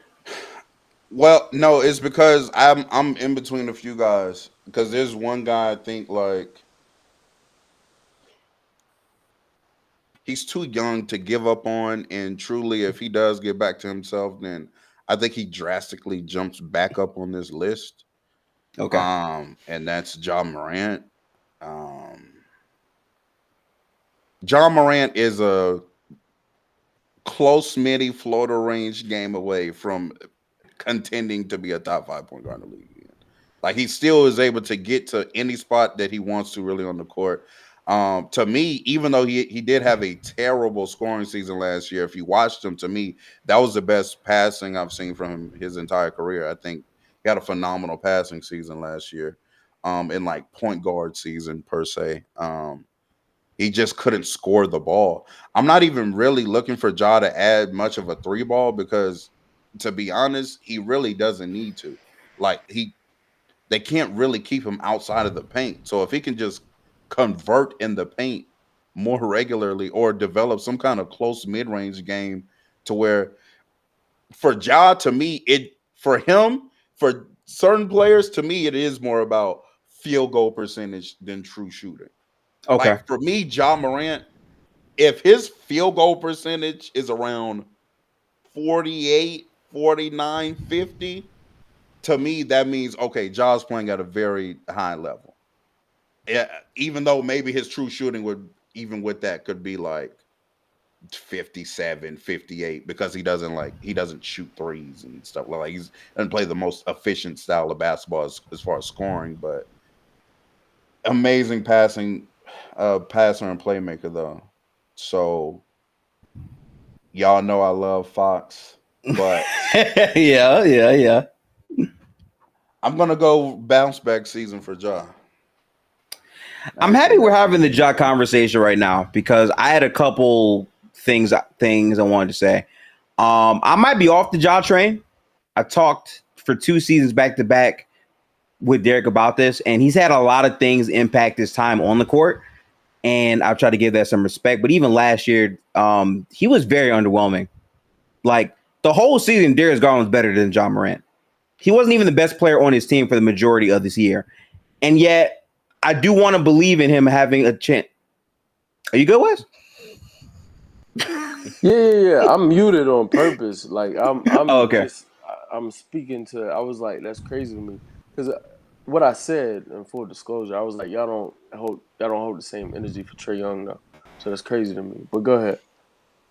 I think Trae Young hasn't looked as bad in the regular season last year as Ja did. Yeah, okay. I agree with that. The year before when he was shooting sub 40% for over half the season. I mean, he was. I don't know. Injuries. What do you make of that? Like, but I was muted for a reason because I didn't want us to do this. So I'm gonna just go back on mute. We ain't gotta get into W it. showrunner Wes. Appreciate it. You know, I'm fine with that conversation. Like I don't think it's a similar combo for me because Trey's been more available despite being hurt, and then he's played better than Ja. Like listen, as of right now, last season factors heavily in the way I feel towards Ja. He's never really been able to shoot at a high clip. A lot of his game has been based on trying to get downhill to finish. And to be honest, he hasn't really been better than he was in, I think, 22. And it's kind of been like a downward trend. I also think that team-wise, he's in a tough spot because they just paid his big, who went down now. Also, Zach Edey's hurt too. And they don't have Desmond Bane, who was very integral to that team operating with Ja Morant. So for me, I feel like I'm in a weird spot to know where Ja exactly falls. I think Trae is on a different team that has a bit more personnel stability right now than Memphis. But I want to have hope for Ja. I just don't know exactly where I'm at with it. Like here, okay. How good of a playmaking year this year do y'all think Ja will have? I think you have a very good one. Yeah, I don't know that I have a number for it yet. For point guards, I would say Yeah. I think he would be worse than Shea, Luka, Cade, Garland, Steph, and Trae. Yeah. I think he could. He probably is going to be worse than Brunson, but if he's as good as like you're saying, well, not you, but Real Talk is saying, if he has a resurgence, I think he's a better playmaker than Brunson for sure. I agree with that. And D-Book for sure.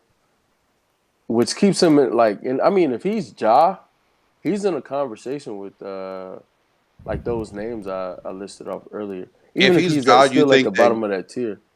Okay. If he's Ja, like, do you think that Garland is a better playmaker than like best John Morant? It's not definitive, but quite possibly. It's very possible. I'm really high on Garland's playmaking. How efficient he is, and like not just from a scoring standpoint, but efficiency with the ball. He's a very efficient point guard when it comes to taking care of the ball, making the right passes, making the right reads, etc. So his raw assist numbers don't always speak to how good he is as a playmaker to me. That's obviously true. Because he stands beside D Mitch as well. So yeah, I think Garland could I won't say he would definitively. Like I could see Ja being better, but I could still see Garland being better with both of them being really good as well. Like that's my point. I think I'm just higher on Garland than some other people. Yeah, I think Ja's probably in the back 10 as far as playmaking, but still top 10. So somewhere in there, which I think is what Wes just said. So, all right. So then we're at what 6, 7, 8. So at 9, who you got, Derek? I don't have Ja. Ja was in the range, same as Trae. I think if he bounces back, he could be as high as 7. And to Real Talk's point, I think doesn't necessarily need the 3. But I feel like obviously be on the court, first things first. But then secondly, just some kind of work on your counters in and out after your first step, and please stop falling asleep on defense. Memphis will do its best to hide you already, but maybe stop getting beat backdoor, or follow the guy over to the corner and stop just like passing it along. That'd be great. But no, I mean the name I said was Harden. I think we're in that same tier. Harden's the name. I love the Garland mention. He's shortly after. For pretty much the same reasons Wes said. And yeah, I'll just name those two. There is one more name I had before, but that's in the same tier with Ja. Okay. I also had Harden here. I couldn't tax him that much for being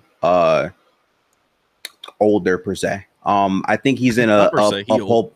Well, yeah, he is old, but I do think that he can have a more productive year. I think the context that we forget is that like this year there's more ball handlers for the Clippers than last year that can actually do things off the bounce to generate offense. I think that should help the reps for the entire season for James Harden and probably make him just a bit more fresh. I also think having a great player like Kawhi, at least healthy to start the year. We don't know how that's going to change, but to at least start the year should do wonders for how Harden looks.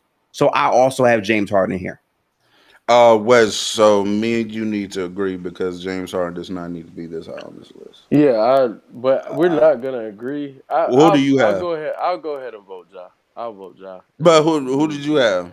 I had Garland. I know who you had. Yes. Like Garland. Okay. Let's go Garland. Well, you did Ja. Whichever one. Because Harden's not better than either Ja one was of my them. next name. If Garland wasn't your next name, okay, I think we just split the difference and go Ja. But Ja was my next name after Garland.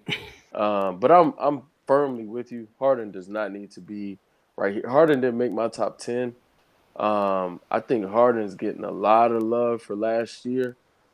And again, he was really good as a table setter.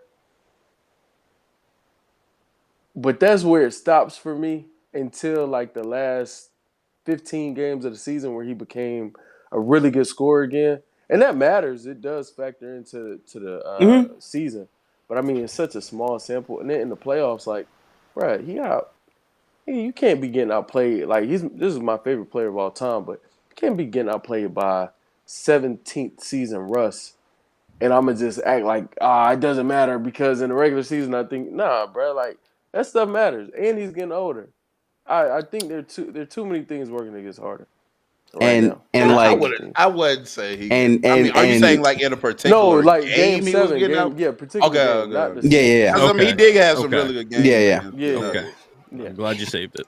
Okay. I do want to listen. I do want to say this, bro. Like I need Wes to make sure that he knows this too. Like I was on the train that, like, in my opinion, last year, Zubac arguably was an all NBA guy for me because of what he did for the entire year. I was saying that over Harden, even though Harden was important to actually give him the overall advantage on both ends. Zubac to me was probably the more important player for their floor, right? However, in saying that, my biggest issue when it comes down to Ja Morant and Garland is availability compared to James Harden.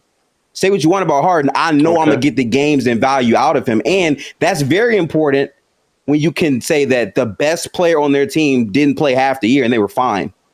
That's because of James Harden being able to table set for the overall weapons they had. And now he's coming to a team that day one will have a better roster than it did last year. So I'm giving Harden props for that. And that's why I have him over those two. I mean, he does get the credit for being like the sole ball handler and playmaker for that team. But they won games because they're a great defensive team in the regular season. They weren't necessarily winning the games because of how great their offense was operating at. And I mean, sure, you can try to say like, oh, Norman Powell shooting 46% from three because of James Harden. But at the end of the day, that's No, like I'm not saying all that. I'm not saying all that. massively. Thank you, Yeah. real Massive. talk. No, yeah, Like, yeah. Powell is like massively overperforming. Like I think we all agree on that. It took a better, you know, Yeah. good luck shooting variance on their side for that. Listen, season. I want to be clear. I'm not saying that at all. All I'm saying is I know he's going to play. Darius Garland is hurt right now. John Morant has been hurt and off the court for back-to-back years. Harden is going to play and perform. I know that. I don't know that really about three of these guys we're finna get to. So I'm going with Harden. Okay. I mean, Harden and yeah, is Garland great. is starting the season hurt, so I understand. And no, I'm sorry, and he was hurt in the like. I'm sorry, if we're gonna talk about playoff stinkers, that's another nigga that we gotta reference. With I'm Darius not Garland. gonna argue with you there. They're not the same. What? Yeah, y'all can have that, but Garland was hurt. He was clearly. I agree. hurt. He was on the court, literally dragging a leg.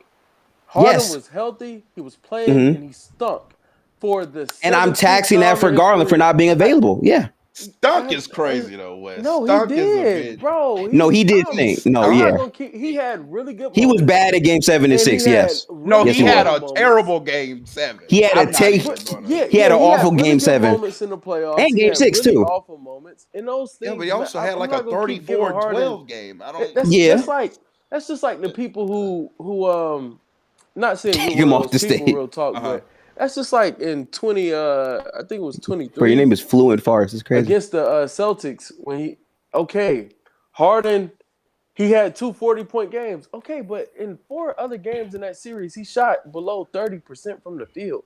Like Harden cannot continue to just get this pass because when he does play well, he shows up 2 games in a 7-game series. That's not enough for me, bro. I agree. For sure. Look, I agree with you that 100% we agree on that. You can't say that he played Where's Russ?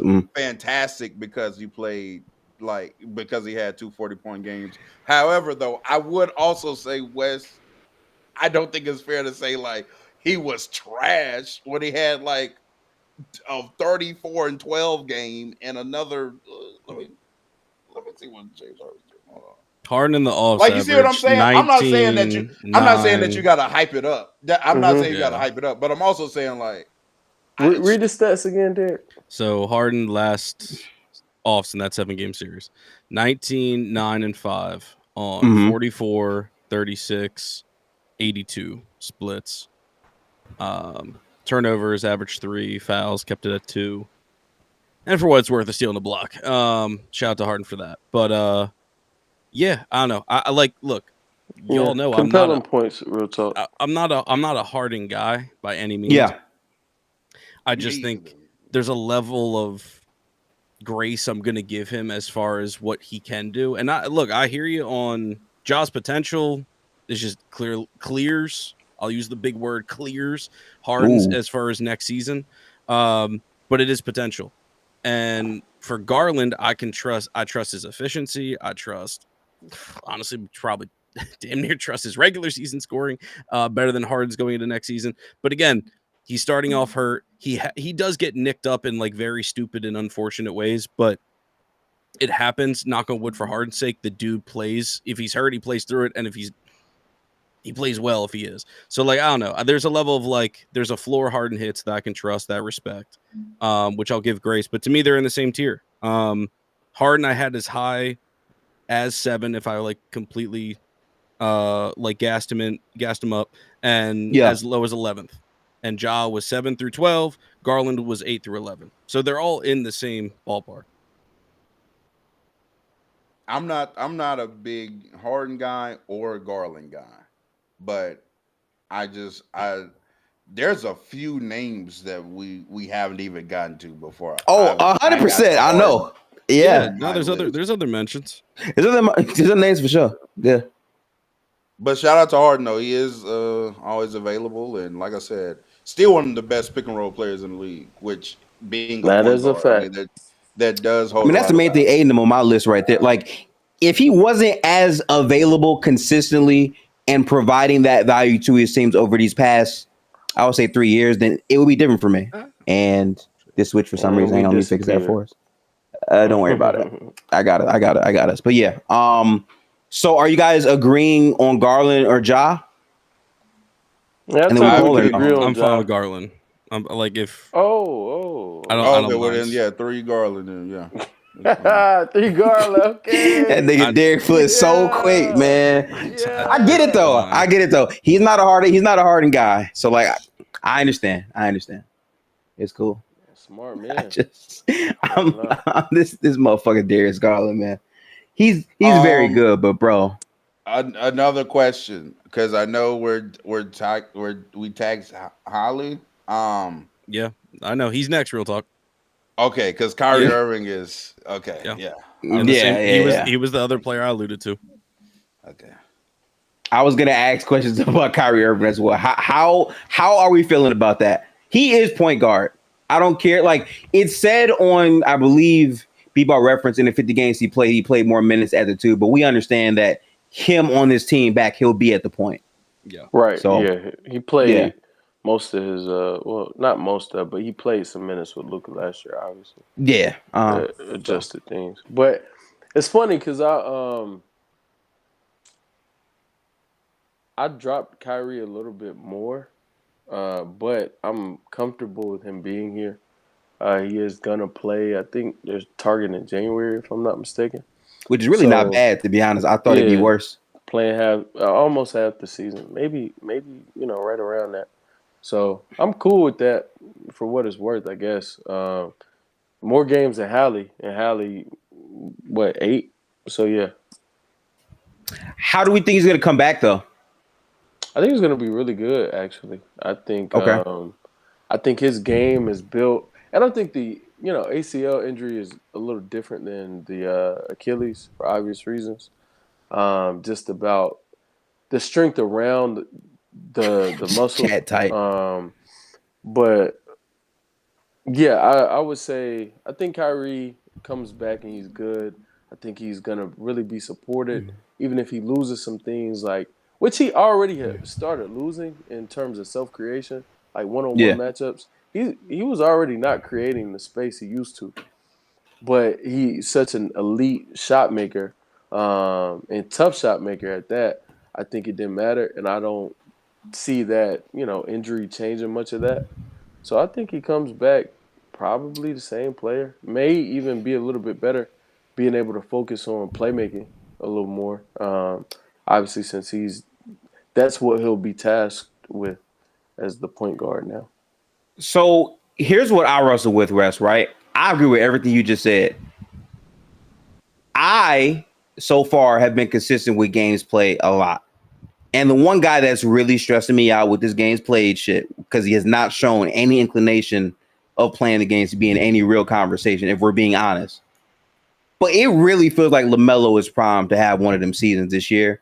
And I just don't know if I want to buy the hype. But see, look at Derek's face. I didn't even say where I had him. I just wanted to bring his name out here because some people think it's disrespectful that we're not actually having him close yet in these combos.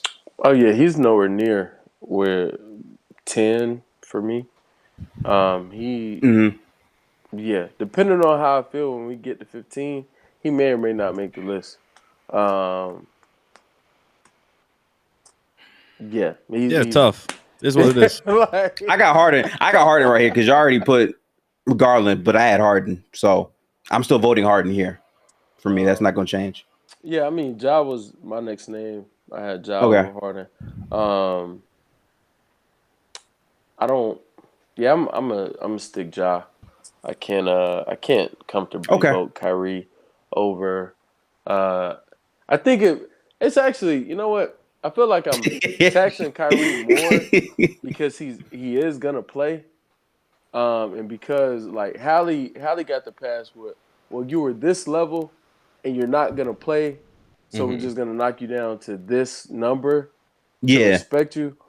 That's Kyrie, I didn't take that same approach, and maybe it's unfair to Kyrie. So sorry, but yeah, I'm gonna stick with. I think he did that because he's older. You know what I'm saying? Like, yeah, and he misses time when he is healthy.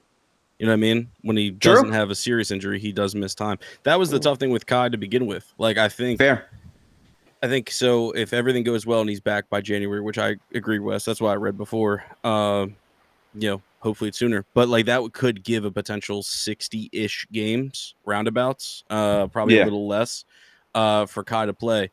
He's not going to play that.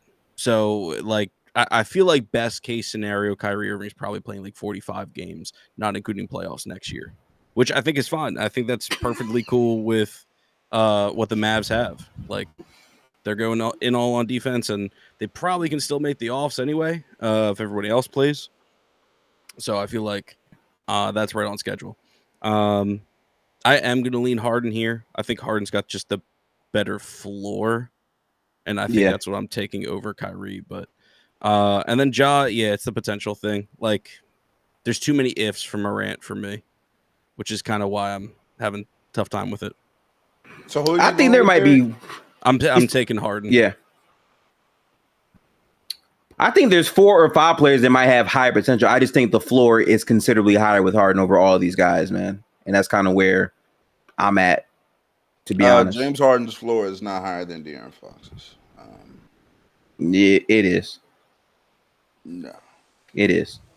His floor? His floor definitely is. I was going to say the potential, you could shout like 8 names at me for Harden. I'd be like, that's what I'm saying. You can shout 8 cool. The floor, No. I don't know, buddy. I don't know, buddy. I like Fox a lot, man. That's a tough one for me because I'm not high on Fox. I'm very outspoken. Yeah. I'm not high on him. But for the floor conversation with Harden, I think it depends on what you – I do think his floor is actually lower. But I think that's – like Harden, his playmaking, he brings that almost like every night. Even if he's not elite and he's turning the ball over too much, it still just trumps what Fox can bring. So if they're both having a bad scoring night, Harden's just going to be a better player. But that's an interesting thing. Like I had never thought about, who has a higher floor between Harden and Fox, and it's interesting. Yeah, Can't wait to see. I just think that if you want to say he's going to bring the playmaking when they both have bad scoring nights, sure. I just think there's many more of those nights for Harden probably at this point than a healthy De'Aaron Fox. He slid healthy in there. Like, okay. Yeah, because another thing that hurts De'Aaron Fox. A player plays worse when they're like not healthy. I don't know if that's I'm not breaking saying, news. Obviously, I agree with that. My thing with Fox is, what is healthy versus like last year? Cool. The year before that, I thought he was healthy, and he had a lot of those nights. He started the season off like extremely well. Yep. And then he got hurt. When I say a precipitous drop off, I mean a precipitous drop off. Okay, I didn't know. I remember him playing basketball, so he played through that injury. Okay. Yeah. Okay. Yeah.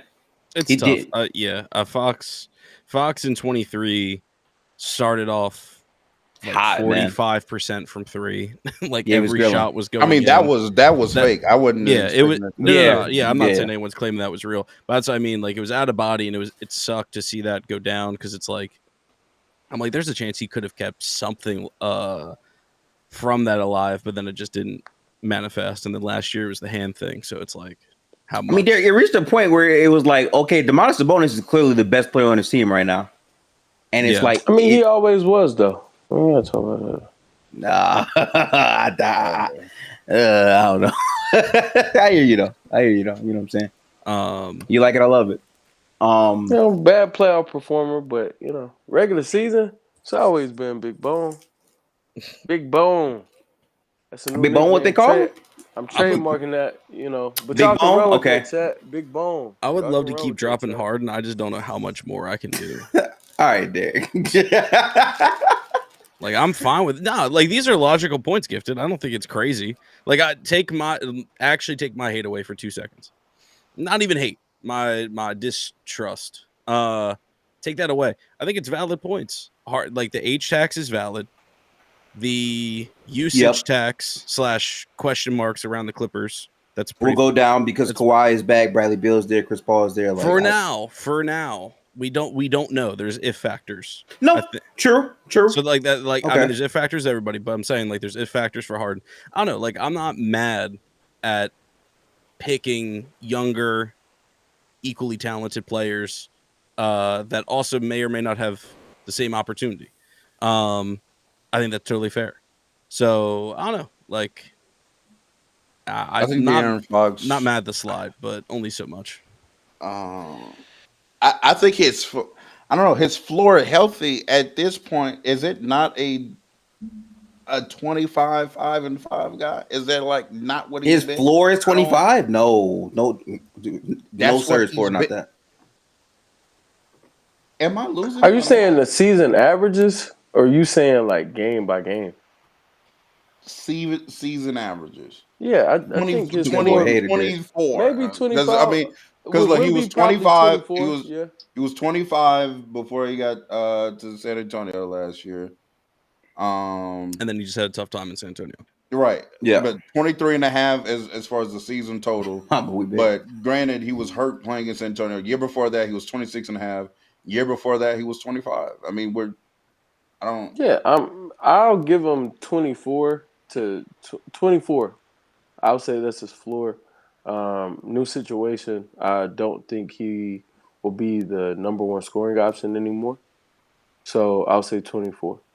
But I think there's more that should be added to that. Like, how valuable is that shit? Let's just say it. How valuable is that shit, bro? Yeah, It's really what we ask it. Is that more valuable than James Harden play? No, it's not to me. No. I don't think it is. If you do, fine, but I don't. And I could be wrong. I could be 100% proven wrong, but I generally feel like not on this one. I don't know. Yeah, I'm sorry, bro. That guy, number 4 in San Antonio, is not more valuable than number 1 in LA. Just isn't. He's not more. I mean, but that's what the combo between him and Ja. And like, I could buy Ja more than Fox for me because of what he's been able to do in the past. But even with Ja, the ifs for Ja to me are super high because they traded a integral scoring piece, and your best player last year at least is hurt and not like starting. Like, I don't know what I'm gonna get out of Ja next season. I really don't. But y'all really think Ja could be worse than De'Aaron Fox? if he plays like he did last year, absolutely. It's very possible, yeah. Bruh. That is so wild. Was he not worse? I mean, last year Garland's better than him too. Yeah, Garland's better than De'Aaron Fox though. So I'm not. That's not the barometer. Yeah. Like that's a good player. Yeah. And Fox is a good player. Like I think Garland's a really good player. I think Ja's a really good player. I think Ja having a down season, like Ja post having a down season was a better basketball player than De'Aaron Fox. That's interesting to me. Because that's why I said the energy just doesn't seem consistent. Like obviously the situation has improved for Trey, so I understand, betting on Trey having a resurgence. But like, for those who paid close attention to Memphis, there was a Taylor Jenkins segment of the season. There was a non-Taylor 100%. Jenkins segment. Without Taylor Jenkins, when they went away from the all lives matter offense, Ja started looking like Ja again. Ja started scoring like Ja again. Ja started playing like Ja again. He started having that same impact, that same value, having that same swag on the court. And I don't want to be I don't want to be an asshole, Wes, but like that is true. But at that same stretch, and I don't know how fair this is to say, but like their team was losing from the second seed to the bottom at the same time.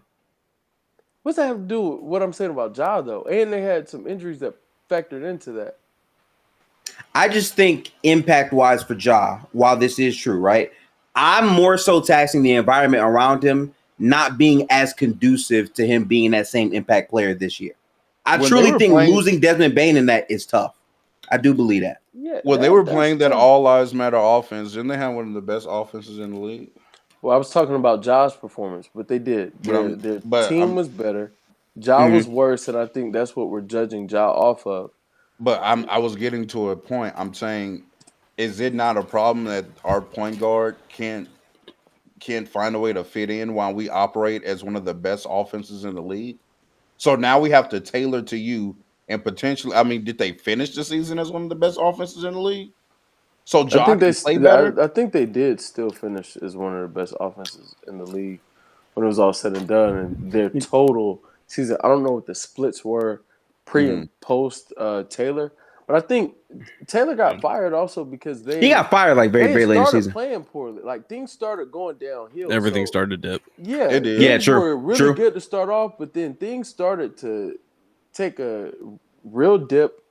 They started losing games. Yeah, their defense also was the worst in Jenkins' Exactly. era, and and there was discussions about losing the locker room, and Yeah. there was a lot of stuff. They did finish second in points, by the way, last year, the Grizz, which I didn't Word. actually know. That sounds insane to say, but I'll say this, Wes. I think there's the potential that Morant could be worse.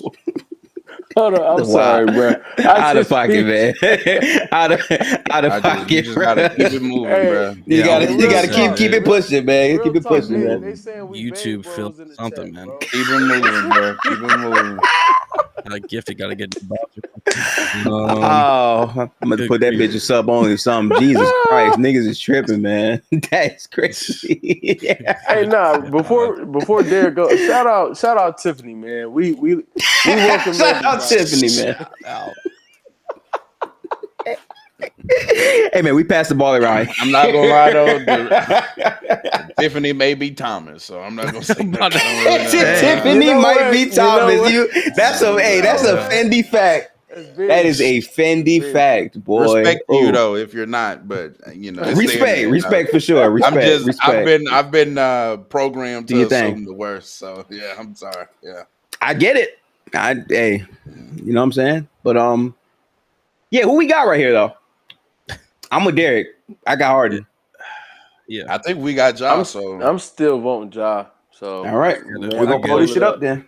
Please chat. Let's not take 10 minutes to vote on this poll. Get your votes in quick. Yeah. Fat man versus loadout man. You know. Much love, Tiff. Much love. Salute to you, Tiff. Yeah. All right, chat. The poll is live. The poll is live.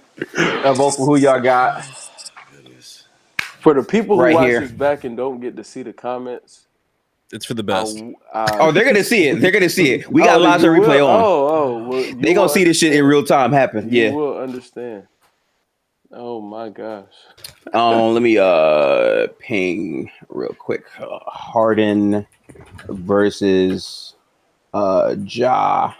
Yeah, I really do hope I'm wrong because I'm a fan of Ja Morant.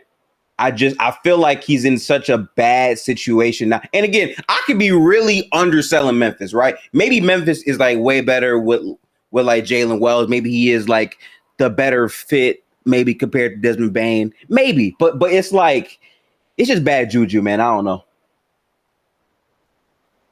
When you said you're not what? Because it was actually, never mind. I don't know if you're saying you're not Tiffany or Thomas, but oh god, I didn't know.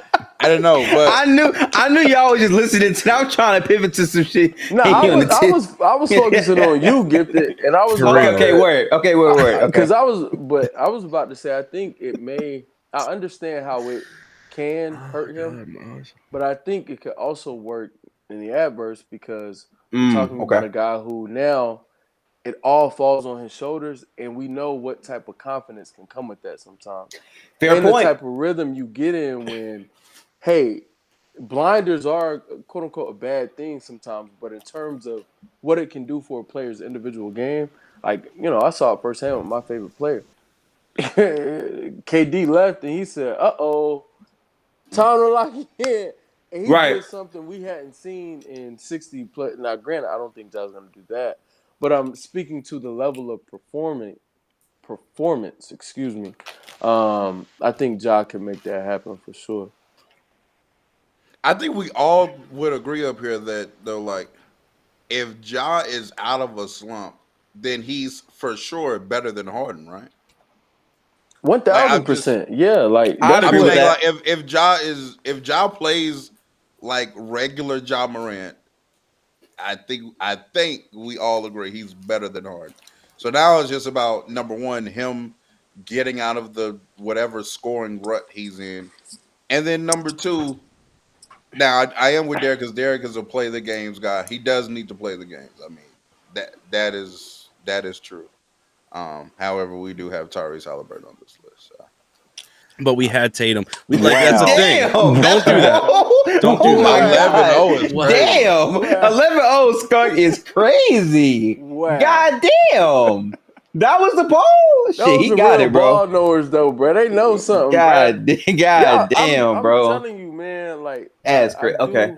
I do think, obviously, respect and I understand where y'all are coming from, but I do think you all may be a little too low on Ja, Derek, and I don't hate it. I don't hate it. Like literally don't mind. I literally don't mind. He said, "I don't mind." I don't mind. I just lean harder, but it's You like, need but that stuff. listen, I'm fine with y'all saying Ja, but it's like they're 11-0 though. Like Ja has I'm not with that shooters. 11-0 shit. Ja got shooters. We know it.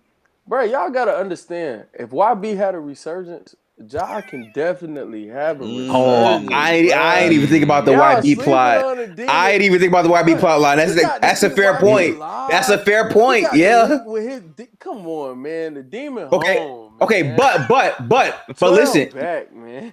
But listen. If I had to play devil's advocate, YB resurgence leads Ja to regress to his former activities more. Hey, look, a little pow might. Hey, there's a method to the madness. Charlie. Hey, Wes. Without a little, Hey.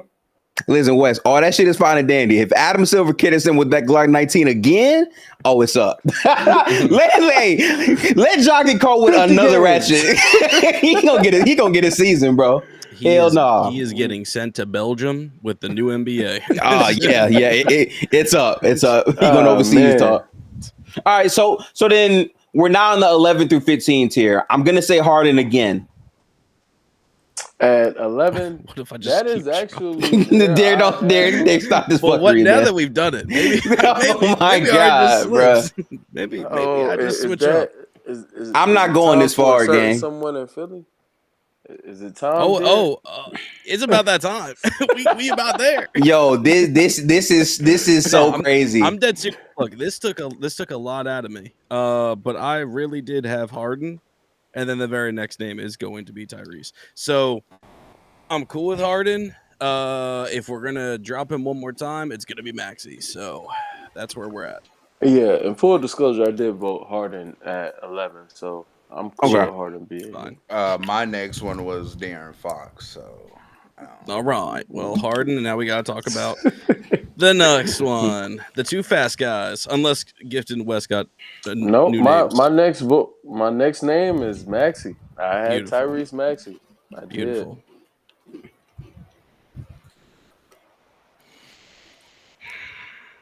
Gifted about pissed me off. I can feel it. Gifted, you don't believe that Tyrese Maxey is better than De'Aaron Fox? Come on, brother. Yes, you do. You know it's true. I'm gonna be so honest with y'all, bro. Max is a very good player, man. I fucking knew it. So I got to go Maxey. I have Maxey here. I have Maxey here. Listen. I think De'Aaron Fox is great. I still feel like Maxey is a better fit player. He's also performed better in the postseason. I just think he's been stuck on a shitty ass, unserious franchise for some time now. I think he's in store for yet another monster season. I had Tyrese here. Shout out to Foxes of De'Aaron, but I'm taking Maxey. I'm really hoping for it. I don't even have to ask for like, oh, can we get a good shooting year from Fox? Just be healthy. The rest is going to take care of itself. He's in San Antonio. He's going to play at 1B. As long as he's healthy, he's going to be one of the best scoring guards in the league. So I still have De'Aaron Fox. So I think y'all have Maxey. I have De'Aaron next. Yeah, for some reason, Maxey's JPG wouldn't post, so I'm gonna refind them real quick. But y'all can make talk. I do want to ask this question. So, like, are we all on the fuck LaMelo train or what? 100%. Yeah, LaMelo did Yeah, not make my 15. And I truly don't think he deserves to be in the top 15. I think every name that I have on my list, at least, Yeah.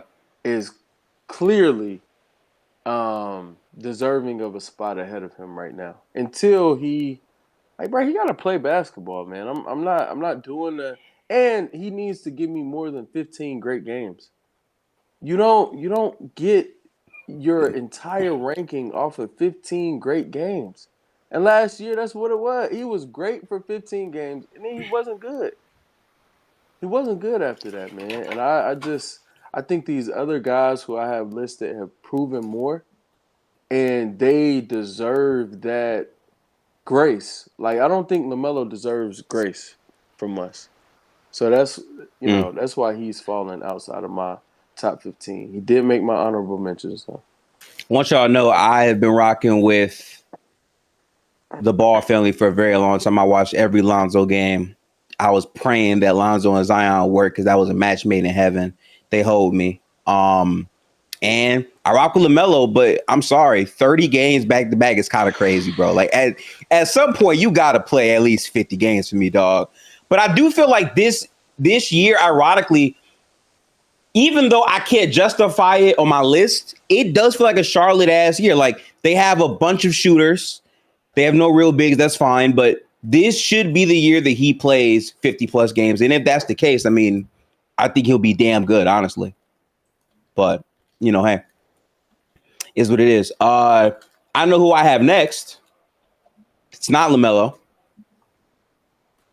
I got De'Aaron Fox next. Only so far I could push Fox. I think Fox is a very good player. I do. I think that he has a real scoring potential to go crazy because of what Wemby does on both ends. I think being a blurry in transition and in the half court should help him out a bit more. I'm just hoping he becomes more of a downhill scorer than this mid-range 2 shit he's been on, I think, the past 2 years. And for that reason, I have him here. I got Fox here for me. I have Kyrie. Respect. Yeah. So that was. I'm glad Wes said it. That's the only player I've got ahead of Fox left, and Me too. it's tough. It's tough. Because I think Fox genuinely does have a case. I do think it's like. I don't know. I genuinely think it's neck and neck. I think they're both in improved situations. I think even if Kyrie's not the same athlete he once was post-injury, he's got possibly the best supporting defensive cast he could ask for. So that'll help him. And I do think Kyrie's just too damn skilled to not lose, some of the things that make him so great. So I don't know, but Fox is in the best situation. I mean, certainly moving forward, arguably. I mean, I don't know. There was probably one King season that was better for him, but I don't know. I don't know. I might say something crazy. I had Kyrie yeah, so. But is Kyrie technically in a better situation than Fox if you really think about it? Not technically. Player wise, he's clear. I think it's clear. I think that Wemby is great. He's not consistently great offensively yet, though. So there are a lot of nights where Wemby, because of now it may change, but we know in year 2 and in year 1, I won't penalize him for rookie season though. But in year 2, he is so finesse offensively, it takes him out of being reliable consistently.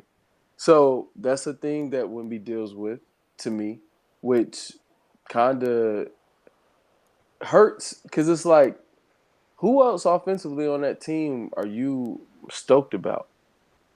It'd have to be Vassell. I said stoked, not like, oh, okay, he's okay. Oh, yeah. Well, GG's. Yeah, so that's my thing with that situation. When I look at the Mavs, one defense, and there's an argument for the Spurs as well defensively, what it'll do for their pace. But I think the Mavs could have some transition juice. And then also just having 2 screeners on the court at all times for Kyrie, what that'll do for him. Having a dead eye in Clay, what that does for their offense as well. Having lineups that will include Max Christie, who I think was such an underrated get for them, and I think will continue to improve as a basketball player. And obviously Cooper Flag, for what it's worth, I know he'll have some, you know, he'll have his ups and downs as a rookie, but by the time Kyrie's back on the court, I'm sure he'll have found some type of a groove. At least I bank on it. That's fair. So yeah, I think it's a better situation over there. And The coaching next for that player matter. I have is De'Aaron Fox. However, I haven't gone to bat for this player because I'm not going to win the crowd. But it's just getting to a point where it's just disrespectful at this point. LaMelo Ball is one of the 15 best point guards in the association. I was asking about And the LaMelo fact that- earlier. wait. And the fact that like I keep doing this. we're talking about LaMelo Ball play games, right? And that's why you're not on the list. From 23 to 25, Mel Ball has played 105 games. He can't be on the list. In the same amount of time span, Zion has played 129. He was fourth or third on our list. As far as Wes said, quite literally, Wes said, "Hey, you can't play 30 games a season, and we're looking at you like, what are we doing?" Zion Williamson last year quite literally played 30 games. LaMelo Ball played 47. LaMelo Ball, also something else that Wes brought up earlier in this stream, is that, hey, you can't just look at box score, because real talk, I feel like you look at box score. Let's get into the analytics. Analytically, LaMelo Ball is one of the 10 best offensive players in the league. I'm looking at it right now. Last year, he was a plus 9.5 differential. He was plus 11.4 points per possession for his team, 99th percentile. Plus 4.9 effective field goal percentage for his team, 98th percentile. Like, he's grading out as one of the best offensive players in the league. And I just think at this point, we're being like willfully obtuse if we're saying that LaMelo Ball is not better than some of these players on this list to say he's not making the 15. I'm sorry. So I wanted to give you the room to finish, Derek. If you like to, you can. It's 2 seconds. 2 seconds. So Real Yeah. Talk did all that, and like, fair, maybe.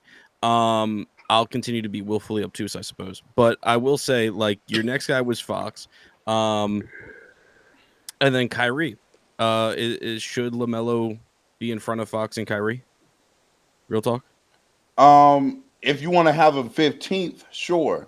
But to That's me, what I'm I'm saying because y'all were saying he's not in the 15. And I have that's him why.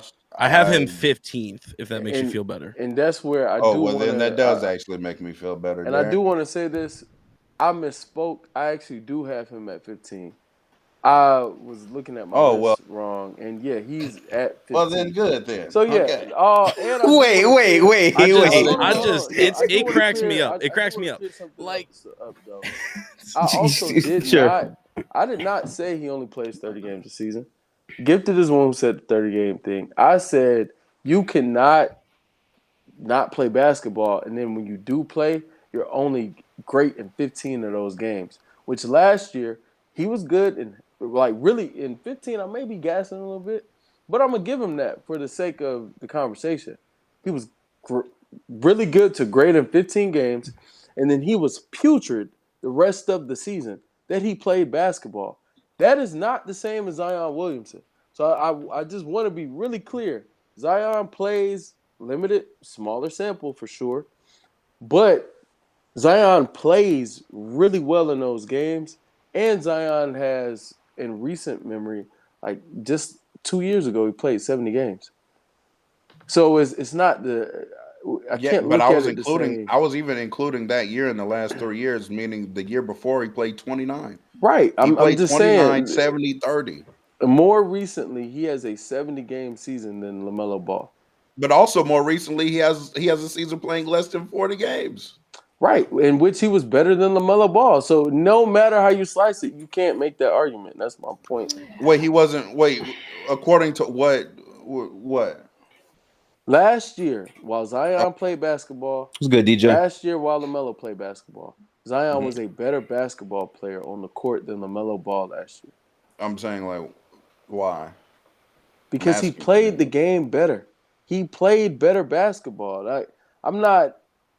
I'm not going to. I don't have the numbers of like his true shooting. I'm not going to spout numbers at you. I'm telling you, he was a better basketball player while he played basketball than Well, you LaMelo. told And me to look at analytics earlier, and I'm looking at the analytics, and he's not as good as LaMelo. He's not grading out last year as good as LaMelo in less games. cool. He was a better basketball player than LaMelo. Okay, well, I, you're just so gonna ignore so what you said earlier. Real talk. so I wish like you had this. Hold on, real quick. I really wish you had this energy while we were doing the Zion list because I would have gladly dropped Zion for No, but the it's because same it's like reasons. But I feel like Derek, because I feel like yes, I do feel it's Zion deserves to be on the list. Now, granted, I do think even for me and you, I think he was too high on the list, but he just ended up winning out. That's how he ended up that high. right. We were disagreeing with that, but I can't let games played go for Zion being number 4 to I thought y'all were saying because when Gifted was like, hey, are we all like shitting on LaMelo or whatever? And y'all were like, yeah. oh yeah, definitely. I thought that meant he's not making the top 15. And then West did say that, yeah, he's in my honorable mentions, but now he has said that he has him 15th now. But I'm just saying like, it gets to a point like I'm sorry, I can't watch LaMelo play and be like, yeah, Jamal Murray's better than him. Like he's not though. For But sure. I Yeah, get it. yeah. I So get it. Yeah, I agree with you on that. so like okay. I'm sorry, but like as someone that watches Charlotte a ton, and I watch Zion a ton as well. My problem with this shit is if you want to do a total 3-year sample, you can do that. Zion played 29 games in 23. He played 70 games in 24. He played 30 games in 25, which, by the way, when he was going on that tear, he was healthy and they stopped playing him for the rest of the season. So it would have been higher. When I look at Ball specifically, 36, 22, and then this last year he played 47 games. When he's on the floor, his peaks aren't as high as Zion. And more Thank you. importantly, I've seen a larger sample of a But one says season what? sample. Like why? Okay. He's not as efficient in terms of actually getting downhill. His free throws not there. His shot diet is awful. There's a lot of things that overall contribute. And defensively, he's nothing. All of those things combined, Zion plus was how better effective he defensively is, last year. Yep. like all these things are going Bars in all hell. the way against him. And like, I'm sorry, but it's like I have I have more individual seasons where Zion is playing near a top 15 or even top 10 level in the regular season that I can say for LaMelo. And that impacts our conversation. Another thing, look at who the But you fuck is said in this like for pool. last year though, like but like why did Zion play at his best way better than LaMelo at his best? Or even better than LaMelo at his best last year?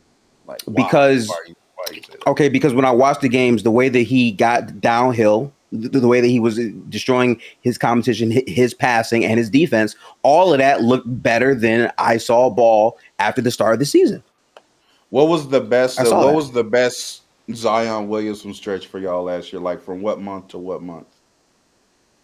Oh wow, we're doing a lot for that. No, because I like we Now just I'm like going to look at we it. I'm say going to look. statements. I'm saying like when was his best stretch? Like I think the statements come. I'm looking, but I think that comes just from like That's not till like later in the what we year. value from Zion while watching him play basketball in those 30 games. But Zion, I can. I'm it has trying to be to like the February, splits. huh? Okay, Oh, split. Yeah, he played last year. He did not play. He did not play basketball for real until. If I'm It's looking low key at the this right. opposite of LaMelo because Yeah, he LaMelo played the at yeah, first the end of 15 to the year. 20 was his best basketball. All star, probably damn near even all NBA, low key caliber. Zion picked it Yeah, up he didn't what play for real until March? January, February, March, right? Yeah, late Played, January got for hurt in those yeah. November, two. didn't play again until January. yeah. So 7 games in January, 9 games in February, and 8 games in March. And they shut him down to give this point. He could have kept playing for what it's worth. They didn't have anything to play for, so they just went ahead and shut him down. And in the post All-Star break, hell, even some pre, because I mean he played 7 games in January. I can tell you his monthly splits.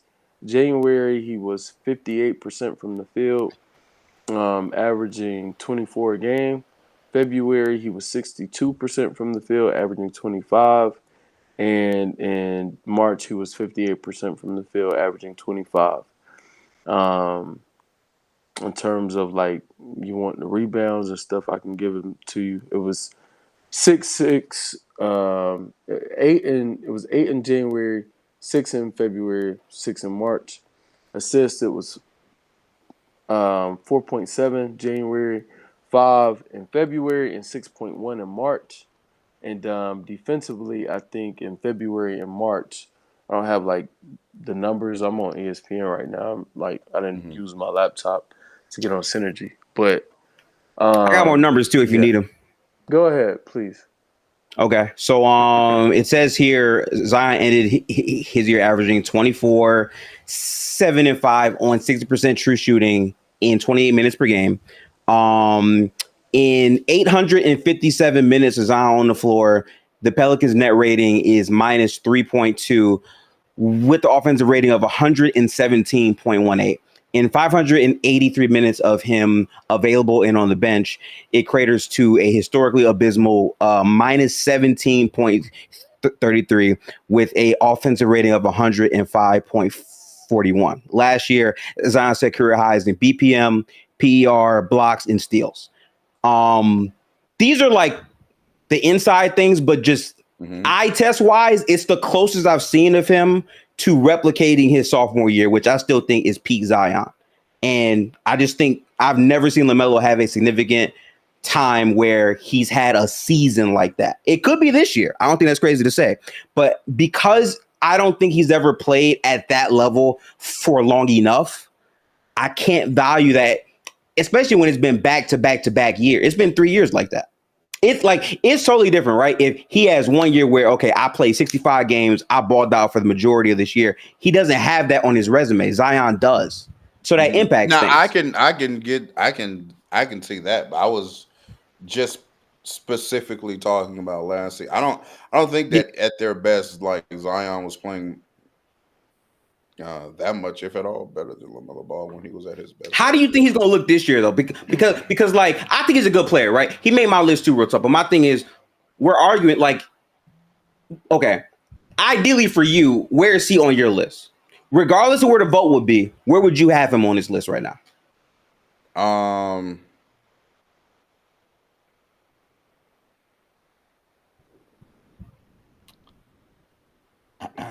I'm just saying, if we're being disrespectful, tell me where the disrespect is. How I see him as a player, I think he would be right behind Devin Booker. To me, that's how he would peak if everything went right for him this year. Yeah, playing the games. Yes, the team's not hot ass. Other that's stuff not crazy. happens, and maybe he gets a functioning brain. Yeah, I think he could be there. I think that is his peak. That's the range. Unfortunately, the other side of the coin has him dropping. So that's why, he could, to Gifted's point, this could be his year. Legitimately. I hope he's able to at least play the sport. But yeah, I don't think it's disrespectful to have him at the tail end. And that's where I had him 15th. Because I did think I wanted to put him, if I wanted just hate one out, my bias one out, it would have been honorable mention. But I was like, I can't realistically do that. He's too productive when he does play. And we had just had several lists where he didn't make it. So yeah. I thought y'all were and I've let it, I didn't argue it, you know what I'm saying? I just let it slide. Listen. I thought we were about to do that again. I thought he wasn't about to make a top 15 again. And so then I was Hold on. When did he not make a top? He made our top 25. Didn't we have he made our list on Now Real Talk. He made our list. Yeah. He was just extremely too low on there. Yeah. But I just extremely is a stretch. He was low. He was like I don't think 17. I extremely. think Yeah. that's appropriate And for what, like, where his value like- is right now. I want to be clear too. The other difference, and again, the reason why I would not use Zion as a comp here. Look at the pool we have here, and go to power forwards. Like it is like I mean, that's Yeah, true. Zion was ahead of Mobley. I guess you could say he's unreliable, so Mobley should be ahead of him. Cool. And maybe one other player, but it's like Zion is offensively, better no one's than really LaMelo. like yeah. I don't even think we got to do the list thing. Zion is better than LaMelo, and I don't. That's not a hot take. That's not controversial. Like, I don't think it is either. He's just a better basketball player, and For now. I'm Maybe- not maybe gonna it feel changes. bad for him. Yeah, I'm not exactly. gonna feel bad for LaMelo. And that right behind Devin Booker, my gosh, I truly, I hope he does do that for you all. I hope he is that good for you all. I truly do hope he's that good for you all. Because the LaMelo I know has never been that, and I live in North Carolina. I watch these games. I go to some of these games. The LaMelo I know has never been consistently the best version of himself.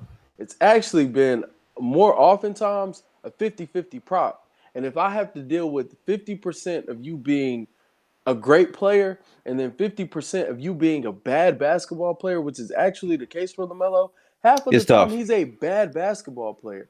Why do we feel like we got to go out on the limb for guys who, like, man, come on, man. I watch you niggas kill Russ. Like, my favorite player gets killed for having bad stretches in year 17, and then LaMelo can be shit for half of his fucking available games, which, by the way, he's not available for a lot of these games. And you niggas still tell me, oh, based off of those 15 or 20 he played really well, this nigga top 6. Get out of here, bruh. That nigga got to sit at the bottom, and you play your way into the top 10, play your way into the top 8, play your way into the top 7, et cetera, et cetera. Miss me with all this, LaMelo. Let's have some grace for this nigga who hasn't played 50 games in 3 years. Fuck out of here, man. Nah. Like my let's biggest move. problem with like the whole LaMelo shit is Does like LaMelo I have not also get sat because Charlotte's bad? Like the bail y'all were giving for Zion? I think that's a part of it sometimes, sure. It's more injury though. Yeah, It's been way more injury for him. LaMelo has messed up his ankle Several times. Yeah, and like so, the 2 years ago, there's a case like he could have come back and played an extra 10 games, but the season was over, and hey, we're at tankathon, so cool. I'll give you that. Could he have played 50 games in any of these last 3 seasons? No.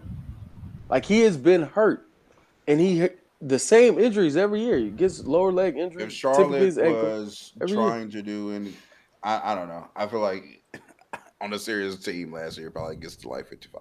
I don't know, but I mean, maybe, but listen, my This is point the will year. still stand though. He does not have a season post, I think, his sophomore year where he's played 50 games. Yeah. You can do the whole 3-year thing with Zion. Zion has a year where he played 70 and looked damn good while doing that. I need to see a stretch like that from him to justify having him higher on these lists. And Yeah. 60.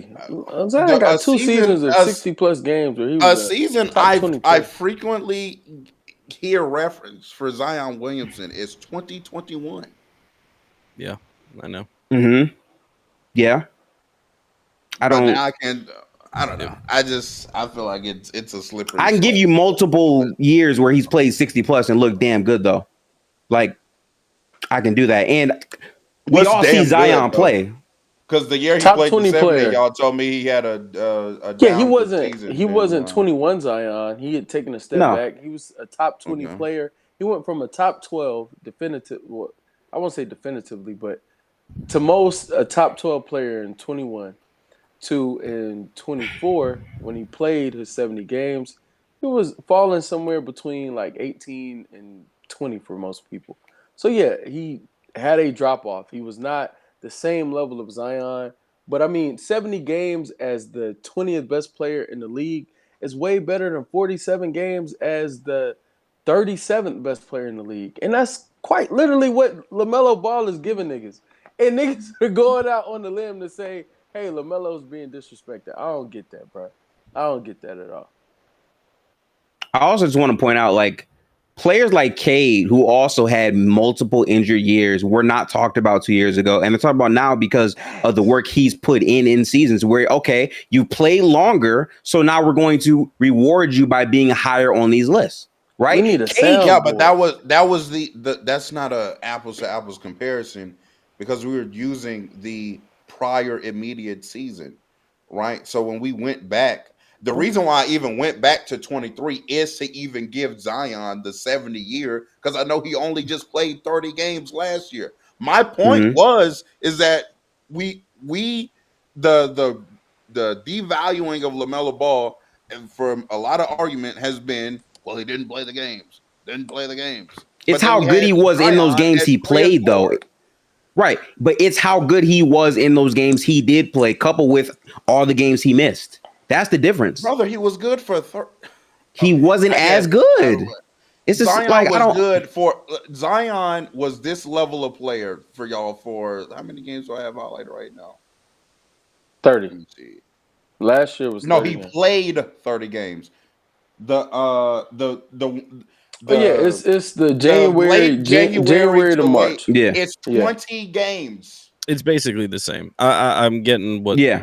Real Talk is putting down. That's what I'm It- saying. I- And I so think one is way up it's there, and then we're like, oh, LaMelo didn't play the games. Like that doesn't make sense. I think it just comes out in the wash, and I think this position just shows the talent differential. I mean, that's my point over everything we're talking about right now. Yeah, Zion like should I have been ranked said, below Evan being Mobley. He should have been ranked. Well, I got to see the list again, but there being were the 20th Okay. best players player in the that league. should have been ranked over He's not Zion. falling to Being the 15 on the 20th power best forward player in list the is the league point, is though.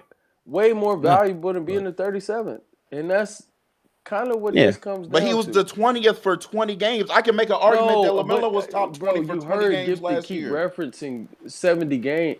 He played 70 games 2 I'm years talking ago. about last I season. I'm not understand talking what you're about the talking season about. prior. No, Okay, but you realize when our have we list ever is just done resume and one that. season? Yeah, We've never it's not done just that. one season for any of these players. It's their overall resume, it's their projection, and it's last season. It's a combination of things. In fact, the only reason why The we have year Luka before at the one on this 70 list was is because of that. 29. I guess. Okay. What? Okay, and then before I don't 29, know. how many Okay. games did he play? Like, there's more, bro. I don't know why.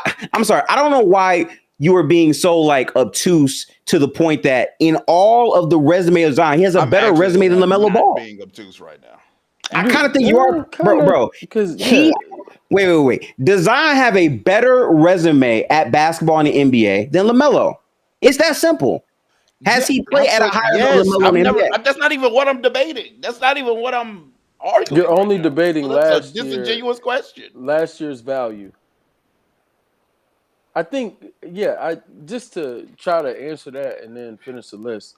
I think it simply comes that if we're only taking 25 and going from what we saw in 25, projecting to 2026.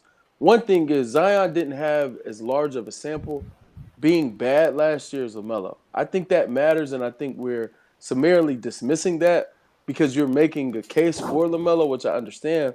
But LaMelo does have like real film and real stretches of basketball where he was not an okay basketball player. He was bad.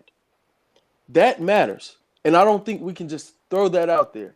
Zion does not have real stretches of basketball last year in which he was bad. Granted, a smaller sample, but that is something we have to live with. That's the reality. On top of that, to me and Gifted, he also peaked higher or similarly, we say the same level or higher to LaMelo last year with where LaMelo peaked out at. So if we're taking those things and now we're projecting to the next year. Zion has shown in recent memory that he can play more games. I'm not just obviously last year he did not play more games, but he has shown us in recent memory he can play more games. Also on top of that, Zion is healthier, and to us he looked like a better basketball player the last time we saw him on the court in comparison to LaMelo for 2025. So when you take all of that information and you try to project, I think it makes sense to project Zion being better than LaMelo with everything that I laid out. If it doesn't to you, I understand. I mean, the being better than isn't. That's also not even really. It's just the positioning of it all. Making it's just like one game's played is severely hurting one, while the other one is like, oh no, we're going to ignore that argument for now and put them 3 and 4. No, that's what I keep telling you. I think off that one season, sure. Play, no, but guys, it's still higher here. I think 3 of us agree. LaMelo's level of play is very 50-50. I don't think we feel that way about Zion. I don't think anyone thinks Zion's floor is as low as LaMelo's. And that is why he's higher. That is why he gets more respect. We talked about floor with 2 players. I don't remember the 2 players, but earlier we talked, Harden and Fox. We talked about their floors. Put LaMelo in that conversation, you'll understand why LaMelo ends up at 15 on this list. You'll understand why Zion gets so much more respect than LaMelo. Zion's floor is exponentially higher than LaMelo's. James Harden's floor would be just as bad as LaMelo's if he played in Charlotte right now, or worse. Bro, get it out of here! Come on, what's the next name? I can't. Come on, we can pivot. Can't walk with you. I got Fox. I got Fox right here. What about y'all? Oh, I thought it was Kyrie, Fox, then Melo. Oh, my fault. I had Kyrie at 13. I think real talk agree with Kyrie over Fox, right or no? I think he voted don't know. So what? 2 Fox, 2 Kyrie. Is that what I'm hearing? I got Fox. Gifted voted Fox over Kyrie. Ooh. I got Fox because of like the injury tags, but he can still be very good. I don't know. I don't know, Wes. Do you want to go to bat for it? Are we putting this up the chat, or I can slot Fox and be fine. I truly do think it should be Kyrie, but I don't care to prolong this if it doesn't have to be prolonged. Fair. So, all right, so Fox, I'm cool with Kyrie, LaMelo, my gosh. honorable mentions. And then we have LaMelo. Last. Yeah. Honorable mentions for PG list is interesting here. 3 of those faces are already up here. Yeah, this is all the way glitched out. I had like four other names here, but y'all can name some guys I got here though. Obviously Jamal Murray. Jamal's on there. He's the first name that comes to mind. I have a Min Thompson in my honorable mentions. Fair. I mean, he does. That's interesting. He gets slotted at point guard now. He gonna be point guard now, which completely changes our shit we done so far. But we already had him at list. So I mean, I didn't include him. I'm not gonna. The 2 names I had. We talked about him earlier because the injury tax is serious on top of the age. But I have Dame gonna be as Damian Lillard. Yeah. Because like obviously he's not playing next year, but last season I think was good enough to be at least in the range of an honorable mention, if not clearly better. And then obviously years prior. So it's like this might low key be Dame's last year, sadly. But I feel like I couldn't just leave him off. And then the other name I threw in was Suggs. I think Jalen Suggs. I think he's good shout. Contention. Okay. But this is a weird range. There's a bunch of opportunities. Yeah, see, I don't have Dame for me, and I have Nembhard and Nembhard was who I was gonna say. Yeah. Okay. Okay. I like Nembhard, but I zigged. I went Anthony. Anthony Simons. I like Anthony. So I'm not gonna lie to you. Dame and Anthony. I have a name y'all not gonna like, but he could ball out even though his team gonna be actual dog shit this year. I'm interested in the steps Isaiah Collier takes this year. Oh, absolutely not. I know. I know. I'm gonna leave it alone. But like he showed some passing chops last year. His team was just so ass and he couldn't score like that. But he could definitely pass the ball. I mean, he definitely passed. Prior that's about to it though. Prior to Scoot that's about it though. Scoot would have been my 15 prior to him. He would have been a good shout too. I do like the Scoot mention. I can't believe we got to the point. Tank and Rod are right. Giddey would have to be mentioned before them. I'm still taking the 3 I named before it. Murray, I think, is a guarantee. Dame and Suggs, I think Murray and Dame are safe picks. I think Suggs probably should be the next name over Nembhard. I think I would take Suggs over Nembhard. I like Suggs. I like Nembhard too, but I don't. I think his usage is going to go up. I don't think it's going to go up enough, and I think that's fair. That's fair to say. Is like Yeah. going to do more. Yeah, I'm actually shout out to y'all for shouting him out, but I'm not as high on Nembhard. I think he struggles as the number one option. I don't think. I think that's fair to say. I would have. That's why he didn't make my quickly, shit. I would have Emmanuel quickly over him this year.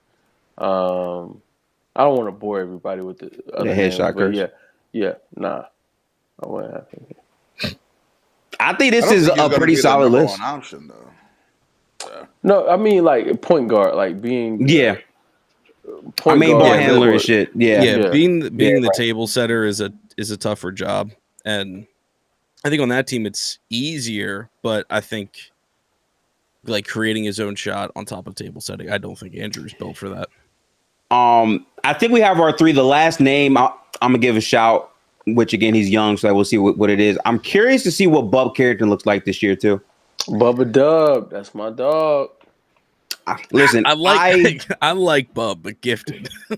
Listen, I watch a lot of bad teams, bro. I'm trying to tell you, I watch a lot of these bad. Like I'm probably the highest up here on not as Bub Carrington. Alex Sarr is a guy that I'm super hyped for. No one's gonna talk about it because it's Wizards. I get it. I understand. That's different. Like Scoot, I think is a fine mention. Giddey should be. Hell, like I know it's nasty, but like DeJounte Murray is like a huge question mark.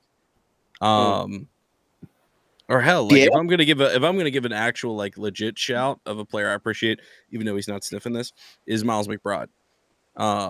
That's a player I like to watch, and I think is actually like a legit, not quite six man, but like he's cool. I'm gonna say KPJ. Yup. I saw some workout. I'm curious. There's a name. I know my dog is Hassan, but if we just shout people out, Russ, I see you, boy. All right, bro. I see you, salute, brother. That's three. Salute, brother. That's 3 times. I see you, my boy. Salute, brother. Salute. Hey, JD13. That's actually not a bad shout. Shout out to TJ. TJ Hooper. But so. Because I don't think he made our shooting guard list either. I don't know where we had him ranked. So, Malik Monk isn't a top 15 shooting guard or point guard. I do think he's that's not honorable mention, top 15 or top 18. He's good. Honorable mention is worthwhile. But I think all of us know that, like Suggs. Yeah, all of us are taking Suggs over Malik Monk. I would assume. Mm-hmm. Yeah. And like we know Dame's a better player. Jamal, like he just isn't. He can't. He is not that caliber player. Yeah. Is he a point guard though? Or he's a two. I think he's more one. Malik.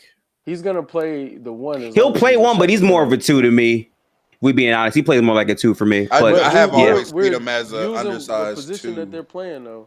Right. So, I think best case scenario for Malik is if his team figures out that they could use it more than Kuminga, and he still plays the two in that scenario. So my team can't even run 5. I would love Detroit trading for him. Oh, I didn't say I meant Golden State, but he is a Golden State fan. Yeah, I was gonna say. I mean, Detroit could use him since now they got like Duncan Robinson. I think Golden State would be fire. It's like you're not. I go to Pistons games in Detroit. Like that, you go to so many. Sometimes it escapes me, but he's definitely a Golden State fan. Okay. I don't want to see Malik in Golden State. That makes him like pretty good. Yeah. And for some reason my team don't want that shit, but whatever. This is our list though, man. I like it. I think there are some names. We'll see exactly how good or bad their seasons are. The Luka Shea stuff will be definitely fun to watch and actively monitor in season. I think it's close. Me personally, I don't think it's massive disrespect. I think either one could be better than either one. So that's me. But we'll see. I'm hyped for what this upcoming season has for us in store. But this was the point guard list. Our next list is going to be a full top 15 overall list. So point guard, shooting guard, whatever. Ooh. 15 overall. Who's your top?